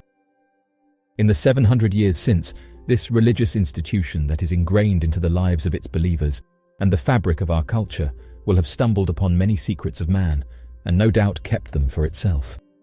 And where would they hide such secrets? In the heart of the Vatican City. The Vatican's secret archives hold thousands of documents, state papers and correspondence accumulated over centuries, almost like a living testament of humanity itself. Since the 19th century, these archives have been opened up to researchers, and in effect, a little less secret. But don't let that make you think the Vatican has no more secrets left to tell.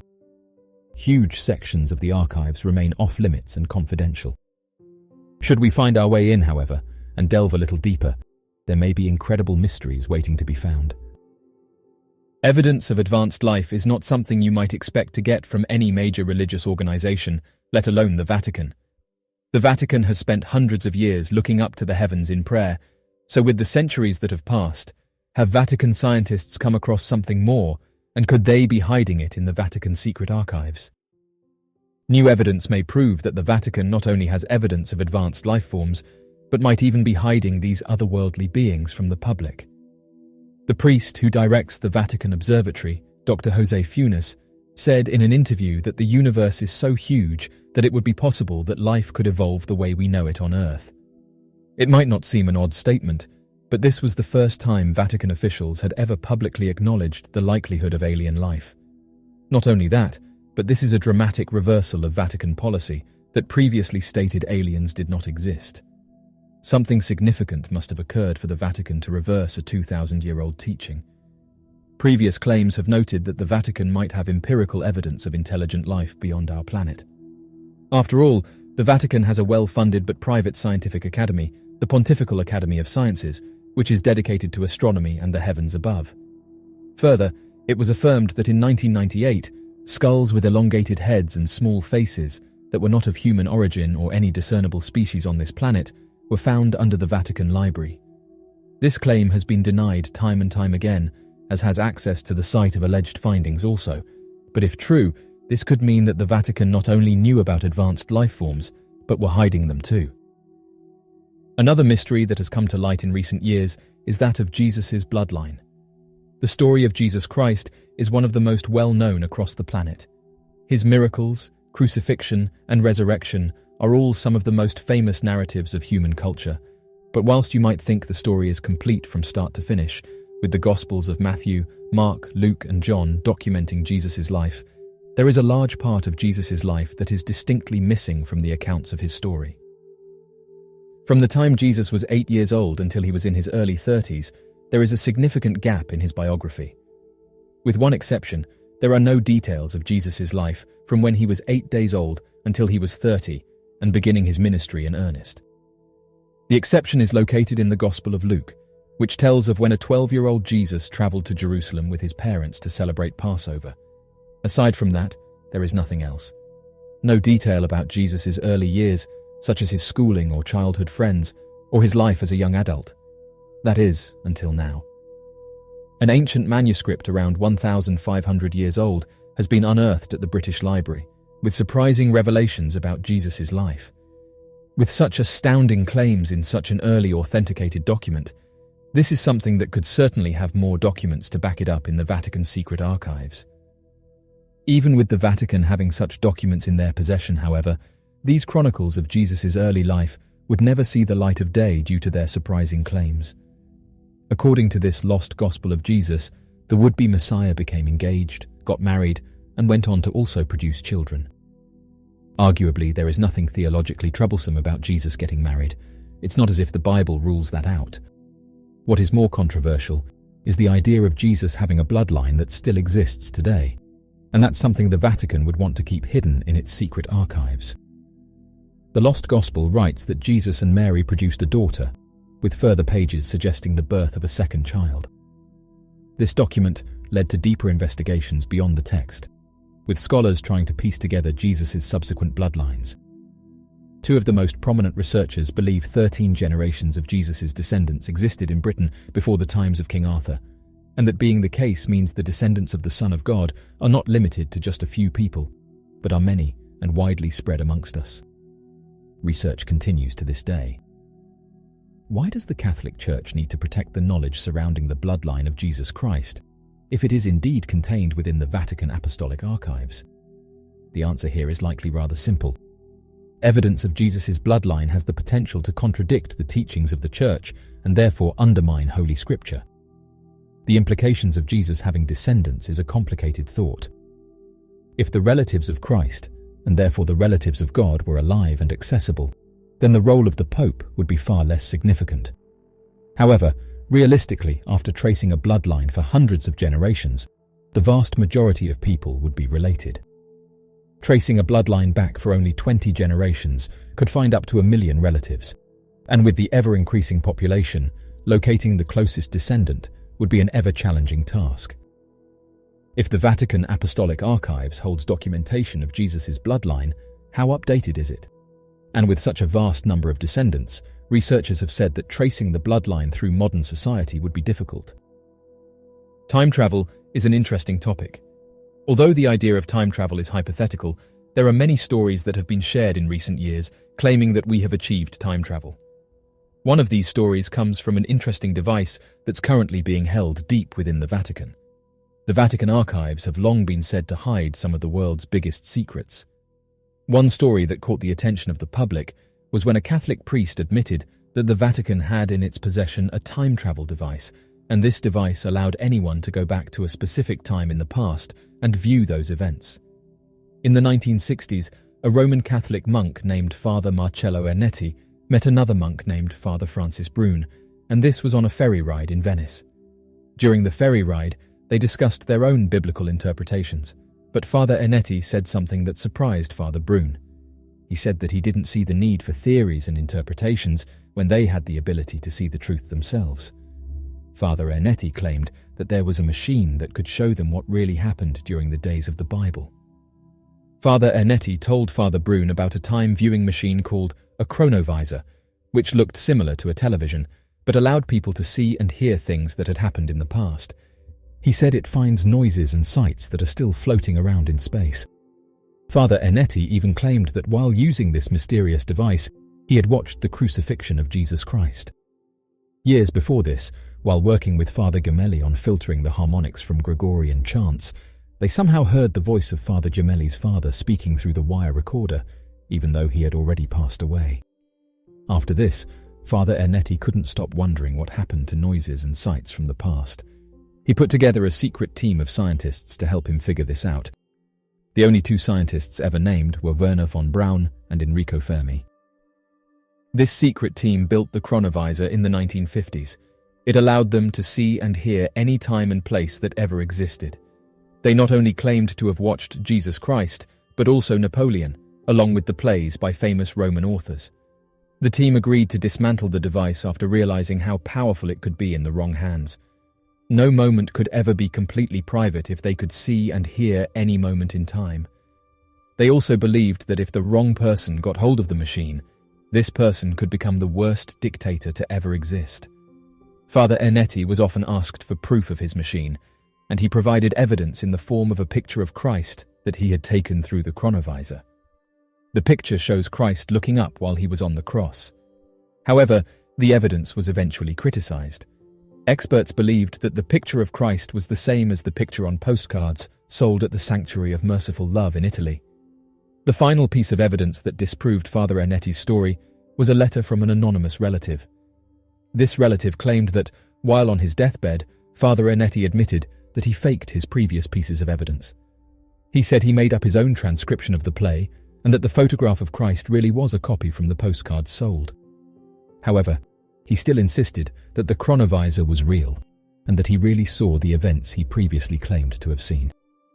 Father Ernetti never told anyone how the chronovisor was made, or how exactly it worked, so there was never any tangible evidence. Although most people always believed he was lying, Father Brune believed him.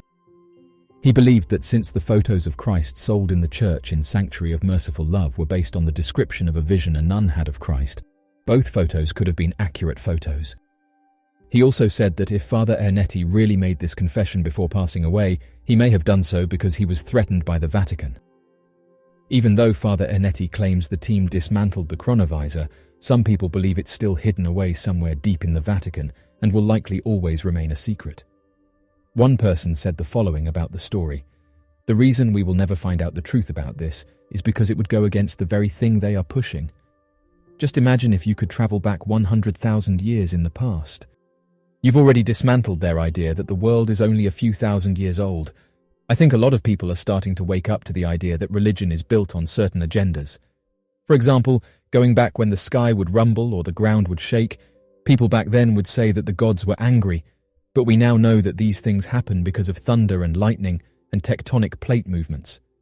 As humans have aged, we have increased our knowledge, allowing us to explain certain things with ease. For me, how people still take a book that was written thousands of years ago as fact is beyond belief. How billions of people to this day still believe religion is tough to understand.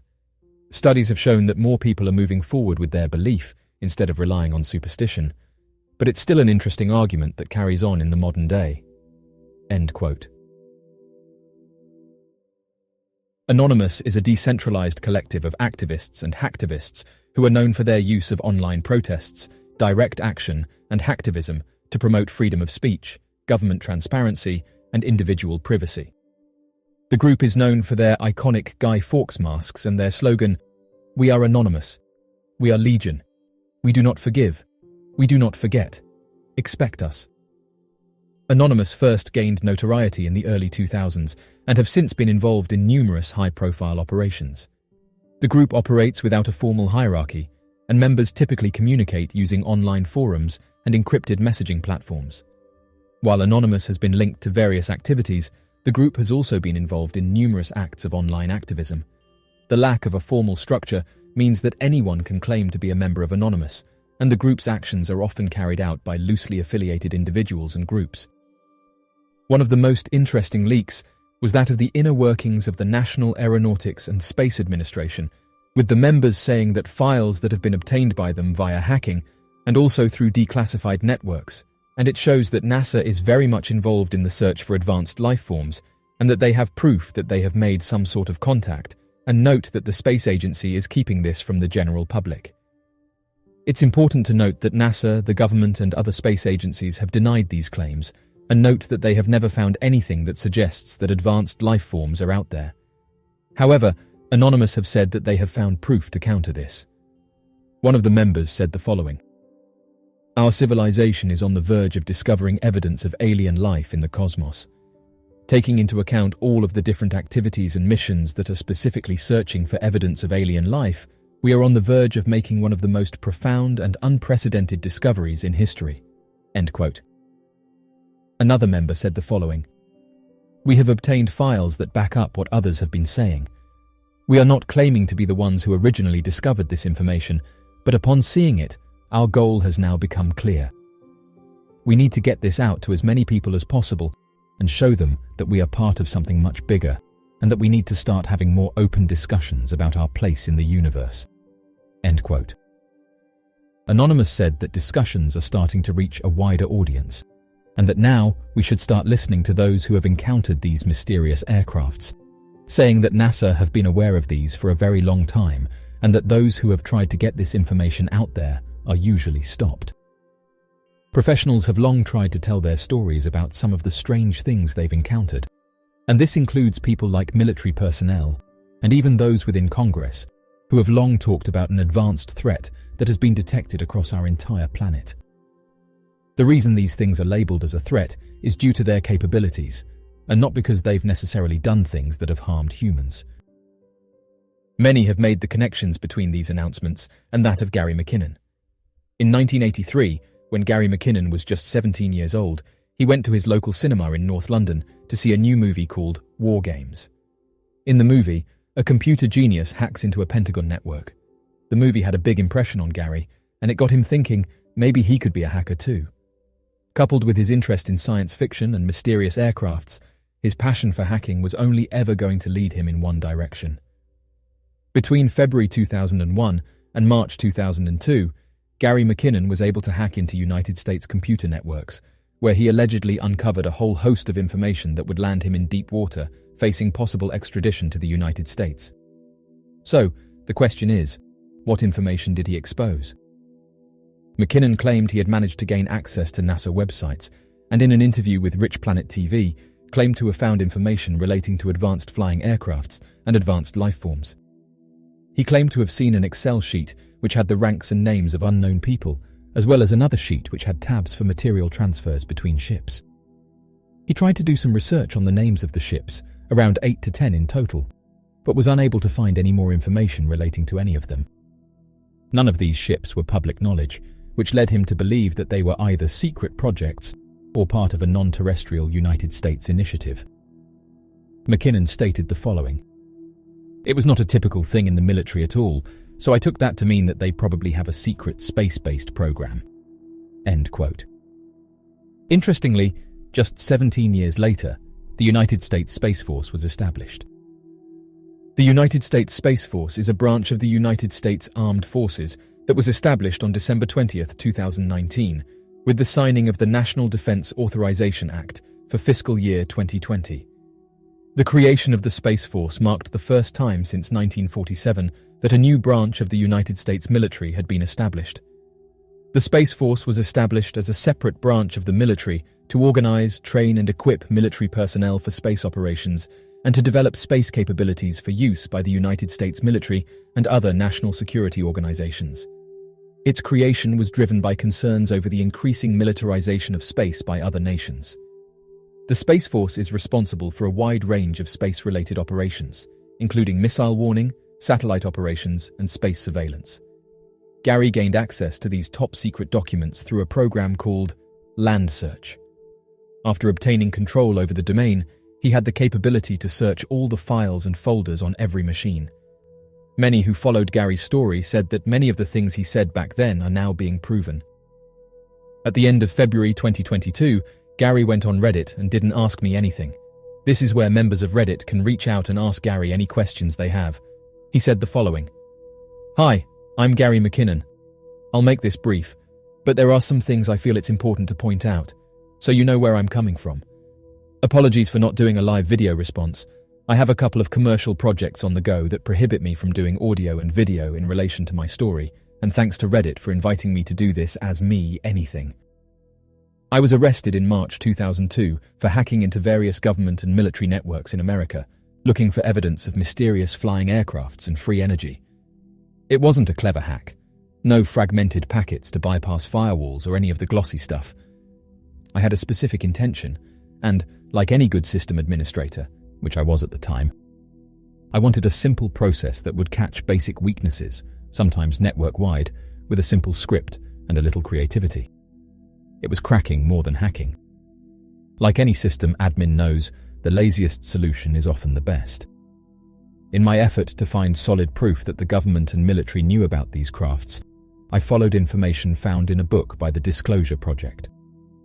In the book, Donna Hare, who was a NASA launch photographic specialist, said that in Building 8 of Johnson Space Center, there was a lab set aside for airbrushing out mysterious flying aircrafts from high-res satellite imagery. The tool I wrote scanned for local administrator accounts on Windows PCs. It was written in Perl and scanned a Class B in 8 minutes, the low latency due to me running the scan on an already compromised machine on the same or another government military network. I found Building 8 by reading the comment sections of the PCs via the command console. These fields are used for auditing, and luckily NASA filled them all in, so I knew which PCs were in Building 8. There weren't many machines in Building 8, but one of the first I looked at had folders called Raw and Processed, or Raw and Cleaned or Filtered. The images averaged around 250 megabytes, and would have taken a long time at 5 minutes per megabyte on a 56,000 modem. So having remote control of the PC via a program called Remotely Anywhere, I decided to view it live on the desktop, which was risky since they work odd hours at NASA. The image was coming down very slowly via the Java-based Remotely Anywhere program, so I cut the color to 4-bit, 16 colors and shades, and the lowest resolution, which was 640 by 480. I think it may even have been 320 by 240.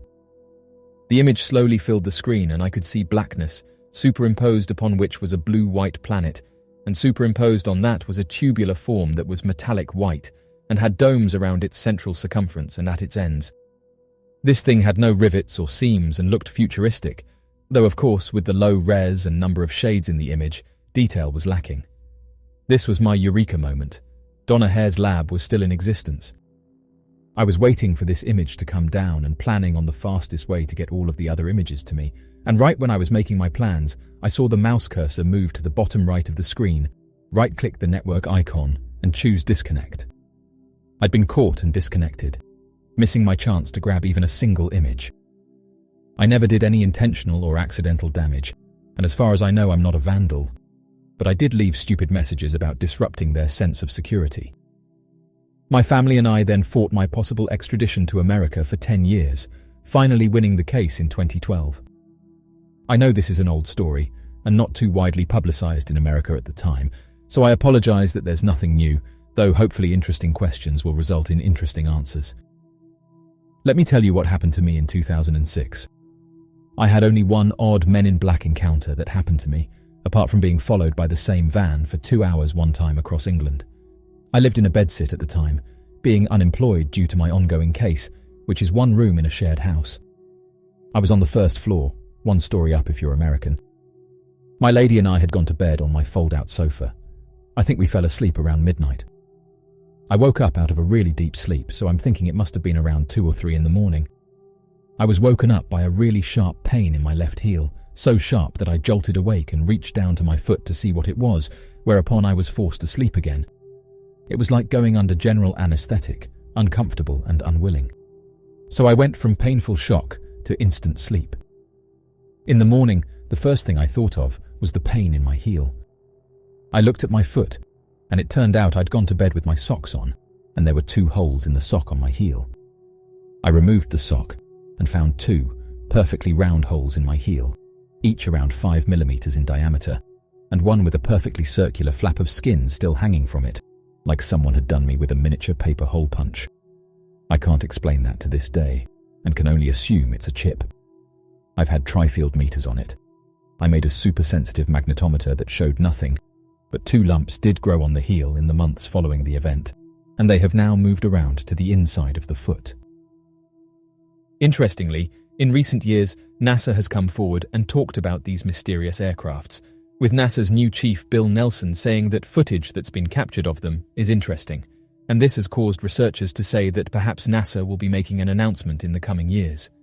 Each year, thousands of reports are made, and although the majority of these can be explained as things such as planes, helicopters, wildlife and natural phenomena, there's many of these aircrafts that don't fit these descriptions, and when United States officials are coming forward and saying that some of these are a national security issue, it's caused some to take these sightings more seriously.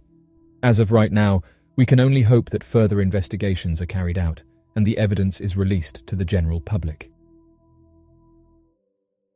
Something strange has unfolded in Nigeria, with residents questioning the true nature of the event. It's been reported that a space object just struck Akure in Nigeria. What's bizarre, though, is that although whatever hit the region left a huge crater, with residents saying that a loud noise was heard from miles away, no media outlets reported on this. Locals stated that a professor of the Department of Geology, Earthquake and Space Weather Laboratory, said that a space object made contact with the Earth. The professor reported that when he heard the loud noise, he immediately jumped straight into his car and drove to the impact site.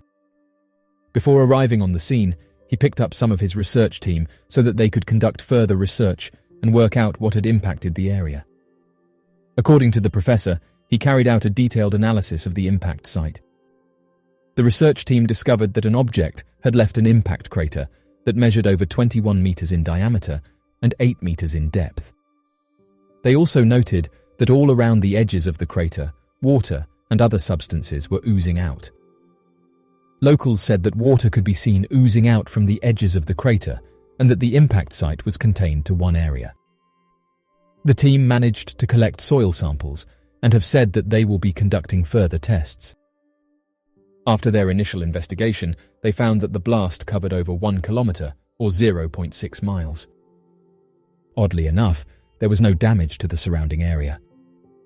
Another twist in the story was that it was soon reported that it wasn't an asteroid that struck Nigeria, with some suggesting that something was detonated in the area, with other locals saying that black trucks could be seen in the area and said it was like they were looking for something. Another resident who was close to the region said the following: "There were blacked-out vehicles driving along the road looking for something. Only a few of us saw this, but not long after a loud sound could be heard." End quote. Some residents said that this wasn't caused by an asteroid, as no other area outside of the impact zone was affected, and this is backed up by scientists who said that an asteroid of this size would have caused much more damage. Locals said the asteroid theory was pushed in order to cover something up, in order to not worry the locals. Staying on the subject of mysterious findings, back in 2018, various news outlets reported that a mysterious discovery had been made close to a fishing village in Khabarovsk. The individuals who made the discovery found a large bag embedded in the snow, but once they opened the bag, they couldn't believe what they found. Inside the bag was 54 hands.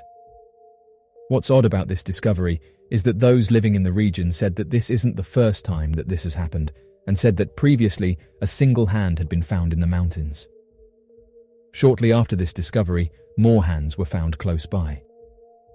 Investigators were then called to the scene in the hopes that they could make some sense of it all. After interviewing locals around the fishing village, they said that there hadn't been any strange activity in the area.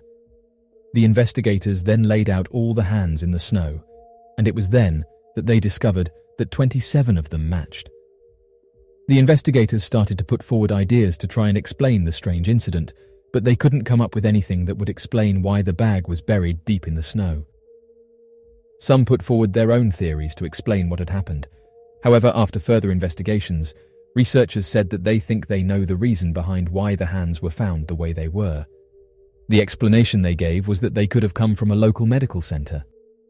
Why they were placed in a bag and buried in the snow is still not known. Impact crater mysteries. Our moon features a gigantic crater. This hole has been on our moon for billions of years, since an unknown object hit the dark side of the moon. We have measured this crater to reach 1,550 miles in width and 8 miles in depth, and so have dubbed it one of the largest craters within our solar system. The presumed explanation for decades was simply that this crater was formed when contact was made between the moon and a rapidly paced meteor. If this had been the case, then there would be pieces from the inside of the moon on the surface possibly available to examine. Some new insight was provided in January 2019, when the U2 rover was sent to the moon from China, which reached the bottom of this mysterious crater. Minute traces of minerals were recorded by U2 too, which appear to have come from within the moon's mantle. In a turn of events, new data came to light within August 2019 from a study published within Geophysical Research Letters. After an analysis was conducted upon the materials found at the bottom of this peculiar crater, it revealed evidence suggesting that the crater was composed entirely of crust, with no mantle. The crust is the outer layer surface of the moon, with the mantle coming just underneath that, similar to Earth. This would imply that an object collided with the moon with enough force to open a colossal crater, but with not enough force to release any of the mantle onto the surface of the moon. Co-author of the new study, Xiao Zhang, planetary scientist working at the China University of Geosciences, explained how the team had anticipated finding the mantle materials at this landing site. He goes on to explain that the lack of mantle organisms rules out the possibility that a meteor traveling with high velocity had caused this crater, eliminating an assumption we had been acting upon for decades.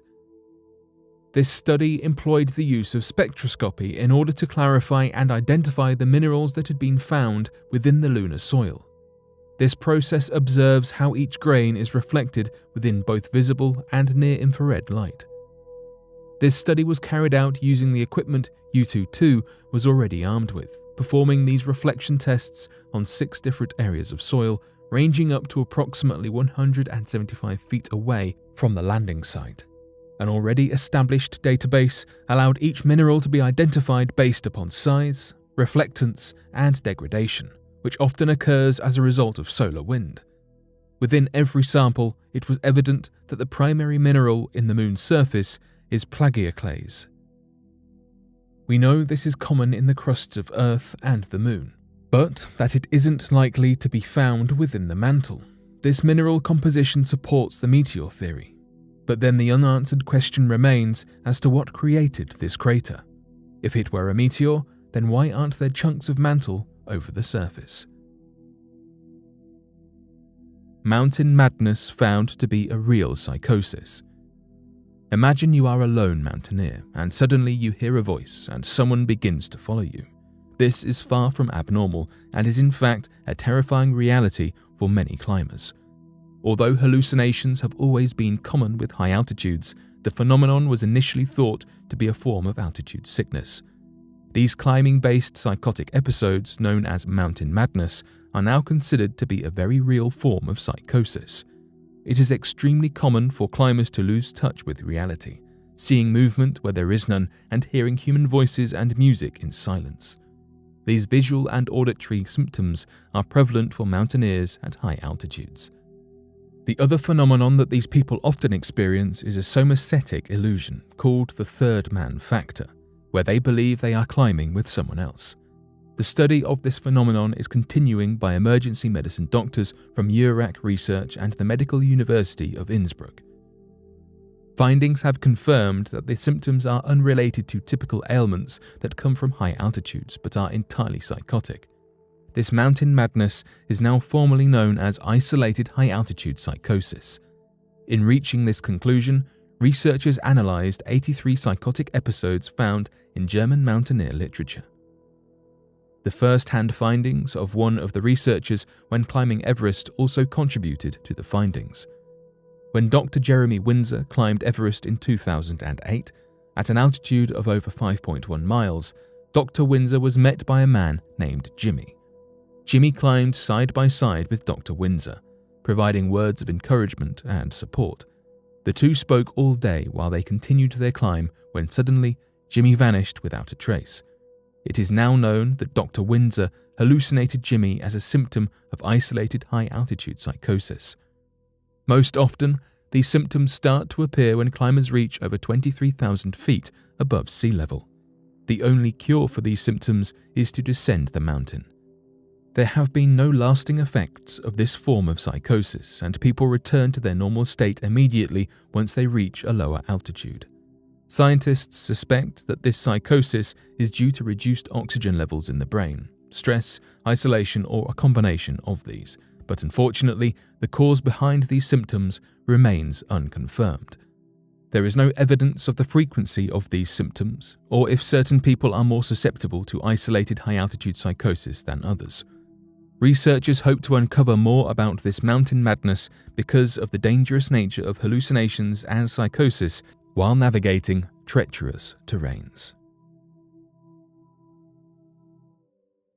A few months ago, it was reported that sheep across the world were observed walking around in circles, and people have now said that the phenomenon has just started up again.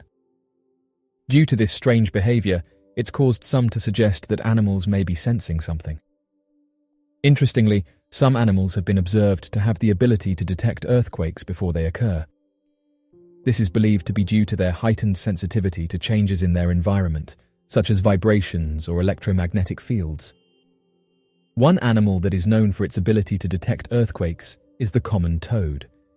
Researchers have found that toads will often leave their breeding sites and move to higher ground several days before an earthquake occurs. Similarly, other studies have shown that certain species of fish, snakes, and even domesticated dogs and cats have exhibited unusual behavior prior to an earthquake. Scientists have said that not all animals have this ability, and more research is needed to fully understand the mechanisms behind this phenomenon. The United States Geological Survey said the following about this phenomenon. Evidence abounds of animals, fish, birds, reptiles, and insects exhibiting strange behavior anywhere from weeks to seconds before an earthquake. However, consistent and reliable behavior prior to seismic events and a mechanism explaining how it could work still eludes us. End quote. One person commented on social media saying that they have a koi pond, and she observed her fish swimming around in circles for hours. This event happened in early March, and she said that a few days later, the region where she lives was hit by a 4-magnitude earthquake. China is located in an area of the world that is particularly prone to earthquakes due to its location on the Pacific Ring of Fire. The Pacific Ring of Fire is a region that encircles the Pacific Ocean and is characterized by high levels of seismic activity and volcanic eruptions. China is also situated on the boundary between the Eurasian Plate and the Indian Plate, which are two of the Earth's tectonic plates. The collision of these two plates has created a complex system of fault lines that runs through China, resulting in frequent earthquakes. While earthquakes are common in China, the country has implemented measures to mitigate their impact. This includes seismic monitoring systems, earthquake-resistant building codes, and public education campaigns on earthquake preparedness. Oddly enough, this strange behavior was observed a few months back, when sheep were seen walking around in circles. It was reported that hundreds of sheep had been observed walking in circles for over 12 days. Not long after the first report was made, others came forward and said that sheep were observed doing the same thing across different countries, with reports coming in from the United Kingdom and Mongolia, with local farmers confused as to why the sheep were doing this for such a long period of time, with one farmer saying that it happens every so often, but has never lasted more than an hour. The cause of this strange behavior is still not known. It's known that China is often hit by earthquakes, and at the time it caused some to suggest that perhaps the sheep could feel something happening. The United States Geological Survey said the following. The earliest reference we have to unusual animal behavior prior to a significant earthquake is from Greece in 373 BC. Rats, weasels, snakes, and centipedes reportedly left their homes and headed for safety several days before a destructive earthquake. Anecdotal evidence abounds of animals, fish, birds, reptiles, and insects exhibiting strange behavior anywhere from weeks to seconds before an earthquake. Most but not all scientists pursuing this mystery are in China or Japan. An earthquake forecast was made in China several decades ago, based on small earthquakes and unusual animal activity. Many people chose to sleep outside of their homes and thus were spared when the main earthquake indeed occurred and caused widespread destruction. However, usually no large earthquake follows this type of seismic activity, and unfortunately, many earthquakes are preceded by no precursory events whatsoever. End quote. It's for this reason that people worry when they see animals acting like this, with residents fearing that a big earthquake could hit the region within the next few days. As mentioned, for centuries there have been accounts of animals acting strange before an earthquake devastates a region. A few years back, scientists came forward and said that they have filmed the behavior of wild animals prior to a quake, and believe this could be documented evidence of animals behaving differently just prior to an earthquake. The researchers were studying birds in Peru and found that days before an earthquake hit, the birds ran for shelter, with the team suggesting that the animals running for cover may be linked to airborne ions. As of right now, scientists and animal experts have said that there's several reasons why animals may walk in circles, saying that some animals, particularly those with poor eyesight, may use circling as a means of navigating. By walking in circles, they may be able to detect changes in their environment, such as the location of food or water sources, and orient themselves more accurately. Certain animals, especially those in captivity or under stress, may exhibit repetitive behaviors, including circling. This behavior may be a result of boredom, anxiety, or a lack of stimulation. In some cases, animals may walk in circles due to neurological disorders, such as vestibular disease. This condition affects the inner ear, which can cause disorientation and loss of balance. Injury. Animals may also walk in circles if they have sustained an injury to their limbs or other parts of their body. This behavior may be an attempt to alleviate pain or discomfort. It's important to note that circling behavior in animals should be investigated and monitored by a veterinarian, as it can sometimes be a symptom of a more serious underlying condition. Nikola Tesla was a Serbian-American inventor, electrical engineer, mechanical engineer, and futurist. He is best known for his contributions to the design of the modern alternating current electricity supply system. Tesla was born in Smiljan, Croatia, then part of the Austro-Hungarian Empire, and studied engineering and physics in Austria and Czech Republic. After working for several years in Europe, he emigrated to the United States in 1884. In 1887, Tesla developed the concept of the alternating current electrical supply system, which is still used today for power transmission and distribution. Tesla also invented numerous other electrical devices, including the Tesla coil, a type of resonant transformer used in wireless communication, and the Tesla turbine, a bladeless turbine that uses fluid to generate power. Tesla was a prolific inventor and held over 300 patents in his lifetime. He also contributed to the fields of robotics, radar, and computer science. Despite his many accomplishments, Tesla struggled financially in his later years and passed away in relative obscurity in New York City in 1943. However, his legacy has endured, and he is widely regarded as one of the greatest inventors of all time. Going back a few years ago, the FBI released 64 pages of unreleased documents, and these were of particular interest because for many years theories had been floating around as to why Tesla's work was collected by the government. Many argued that the majority of Tesla's inventions would never work, so if this was the case, why then did the United States government quickly swoop in and collect his work shortly after he had passed away? Even the Central Intelligence Agency has released some interesting documents about the inventor, and again have detailed that they collected some of his work shortly after he passed away. As many have pointed out, something had obviously caught these agencies' attention, as they soon collected his work in order to comb through what he had been working on. One of their reasons for doing this was to ensure that any work of his didn't get into the wrong hands. For this reason, they decided it would be best if the documents remained in the property of the Office of Alien Property Custodian. However, this was until the documents and other pieces of Tesla's work mysteriously disappeared after the war. Interestingly, one document that was released by the Central Intelligence Agency reads as follows. He was particularly interested in high-frequency mechanical and electrical vibrations. He once claimed that, with only a pocket-sized vibrator, he could generate tremors that would split the Earth in two. Some of his experiments were fantastic, like something out of an early film version of Dr. Frankenstein's monster. He built enormous coils at his laboratory near Colorado Springs, with which he generated up to 12 million volts of electricity and hurled bolts of artificial lightning hundreds of feet through the air. End quote.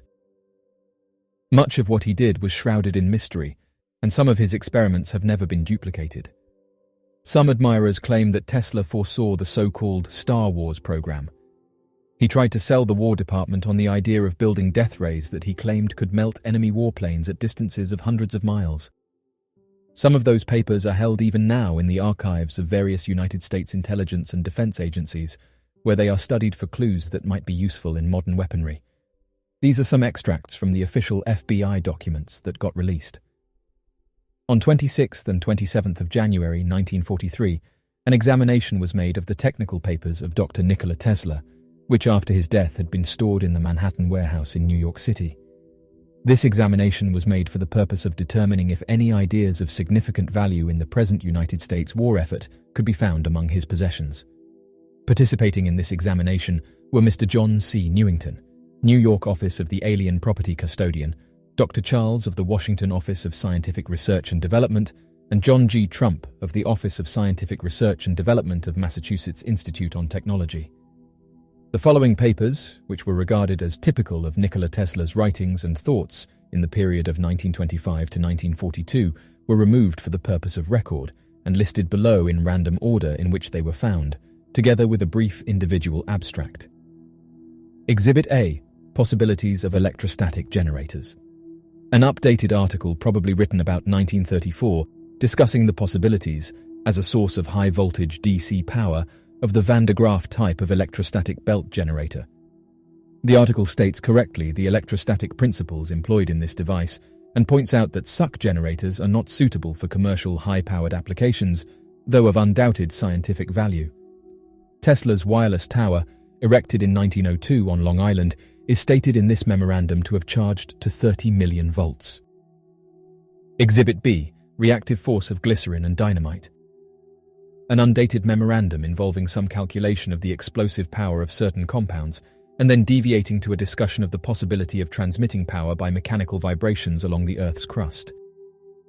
Exhibit C, process of degasifying, refining and purifying metals. A 40-page memorandum probably written about 1930 dealing with the above subject and proposing new theories of capillarity and surface tension. These correspondence indicated that this had been submitted to various industrial companies. Exhibit D, replying to Antorg regarding the generation of high voltage and acceleration of charged particles. This document, dated 8th of November, 1935, answers questions raised by Soviet engineers and scientists regarding Tesla's proposal of Ray. From this answer, it's deduced that the proposal concerned the generation of high voltages by electrostatic means. These means consisted of a high-voltage terminal, presumably supported on an insulating column, and charged by a gaseous charge conveying medium passing between ground and terminal. The ideas contained in this memorandum are fairly similar to the bolt conveyor electrostatic generator methods proposed by Van de Graaff, and do not appear to offer any unusual features. Exhibit E, art of telegeodynamics, or art of producing terrestrial motions at distance. This document, in the form of a letter dated 12th of June 1940 to the Westinghouse Electric and Manufacturing Company, proposes a method for the transmission of large amounts of power over vast distances by means of mechanical vibrations on the Earth's crust. The source of power is a mechanical or electromechanical device bolted to some rocky protuberance and importing power at a resonance frequency of the Earth's crust. The proposed scheme appears to be completely visionary and unworkable. Westinghouse's reply indicates their polite rejection of this idea. Tesla said the following during an interview: "I wanted to illuminate the whole Earth. There is enough electricity to become a second sun. Light would appear around the equator as a ring around Saturn. Mankind is not ready for the great and good. In Colorado Springs, I soaked the Earth with electricity. Also, we can water other energies, such as positive mental energy. They are in the music of great composers or in the verses of great poets. In the Earth's interior, there are energies of joy, peace and love. Their expressions are a flower that grows from the earth, the food we get out of her, and everything that makes man's homeland. I've spent years looking for the way that this energy could influence people. The beauty and the scent of roses can be used as a medicine, and the sun rays as a food. Life has an infinite number of forms, and the duty of scientists is to find them in every form of matter. 3 things are essential in this. All that I do is search for them. I know I will not find them, but I will not give up on them." Many who worked with Nikola Tesla, along with documents that have been released in recent years, show that Tesla created or at least worked on a device known as a death ray or peace ray. It's reported that this incredible device could destroy or disable enemy targets using directed energy. What's interesting about this is that in recent years the United States Navy has come forward and said that they are now actively using this technology, saying that it has the ability to shoot targets out of the sky. In fact, the United States Navy said that they are now in possession of the most powerful laser on the planet. Some have questioned whether this technology came from Nikola Tesla. Tesla did have an interest in directed energy and particle beam technology, and he did conduct experiments related to these fields in the later years of his life. However, it's unclear whether any of these experiments ever produced a practical weapon, or whether they were simply theoretical in nature. In any case, Tesla was known more for his contributions to electrical engineering, including the development of the alternating current electrical system, wireless communication, and numerous other inventions that have had a significant impact on modern technology. In his life, Nikola Tesla had hundreds of patents and was considered a master of his time, being able to look at things with an open mind, one of these being the vibrational properties of the space around us.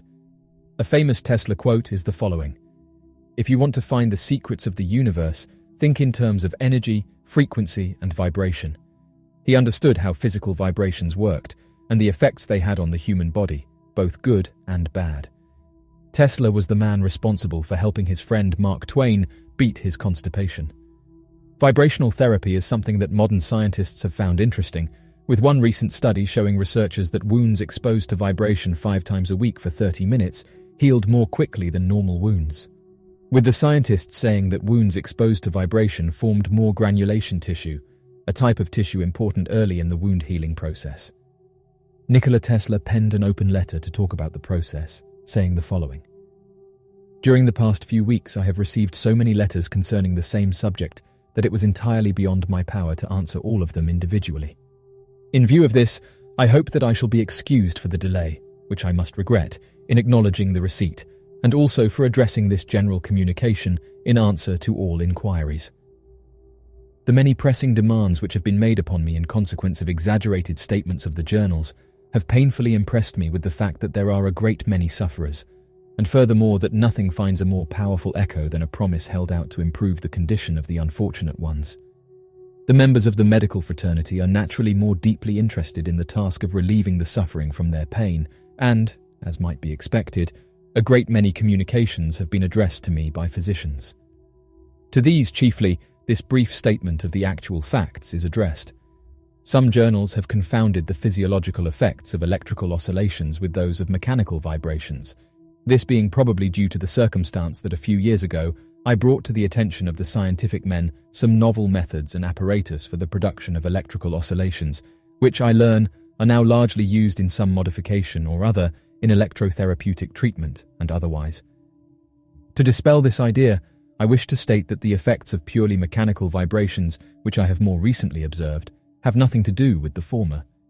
Mechanical vibrations have often been employed locally with pronounced results in the treatment of diseases, but it seems that the effects I refer to have either not been noted at all, or if so, only to a small degree, evidently because of the insufficiency of the means which have eventually been employed in the investigations. While experimenting with a novel contrivance, constituting in its simplest form a vibrating mechanical system, in which from the nature of the construction the applied force is always in resonance with the natural period, I frequently exposed my body to continued mechanical vibrations. As the elastic force can be made as large as desired, and the applied force used be very small, great weights, 6 persons for instance, may be vibrated with great rapidity by a comparatively small apparatus. I observed that such intense mechanical vibrations produce remarkable physiological effects. They powerfully affect the condition of the stomach, undoubtedly promoting the process of digestion and relieving the feeling of distress, often experienced in consequence of the imperfect function of the organs concerned in the process. They have a strong influence upon the liver, causing it to discharge freely, similarly to an application of a cathartic. They also seem to affect the glandular system, notably in the limbs, also the kidneys and bladder, and more or less influence the whole body. When applied for a longer period, they produce a feeling of immense fatigue, so that a profound sleep is induced. The excessive tiring of the body is generally accompanied by nervous relaxation, but there seems to be a specific action on the nerves. These observations, though incomplete, are, in my own limited judgment, nevertheless positive and unmistakable. And in view of this, and of the importance of further investigation of the subject, I prepared about a year ago a machine with suitable adjustments for varying the frequency and amplitude of the vibrations, intending to give it to some medical faculty for investigation. This machine, together with other apparatus, was unfortunately destroyed by fire a year ago, but will be reconstructed as soon as possible." End quote. So, what do you make of these incredible Nikola Tesla discoveries? Be sure to leave your questions and answers in the comment section below and help us to grow this community while working to solve these unexplained mysteries. Thank you for watching, and don't forget to subscribe for more videos.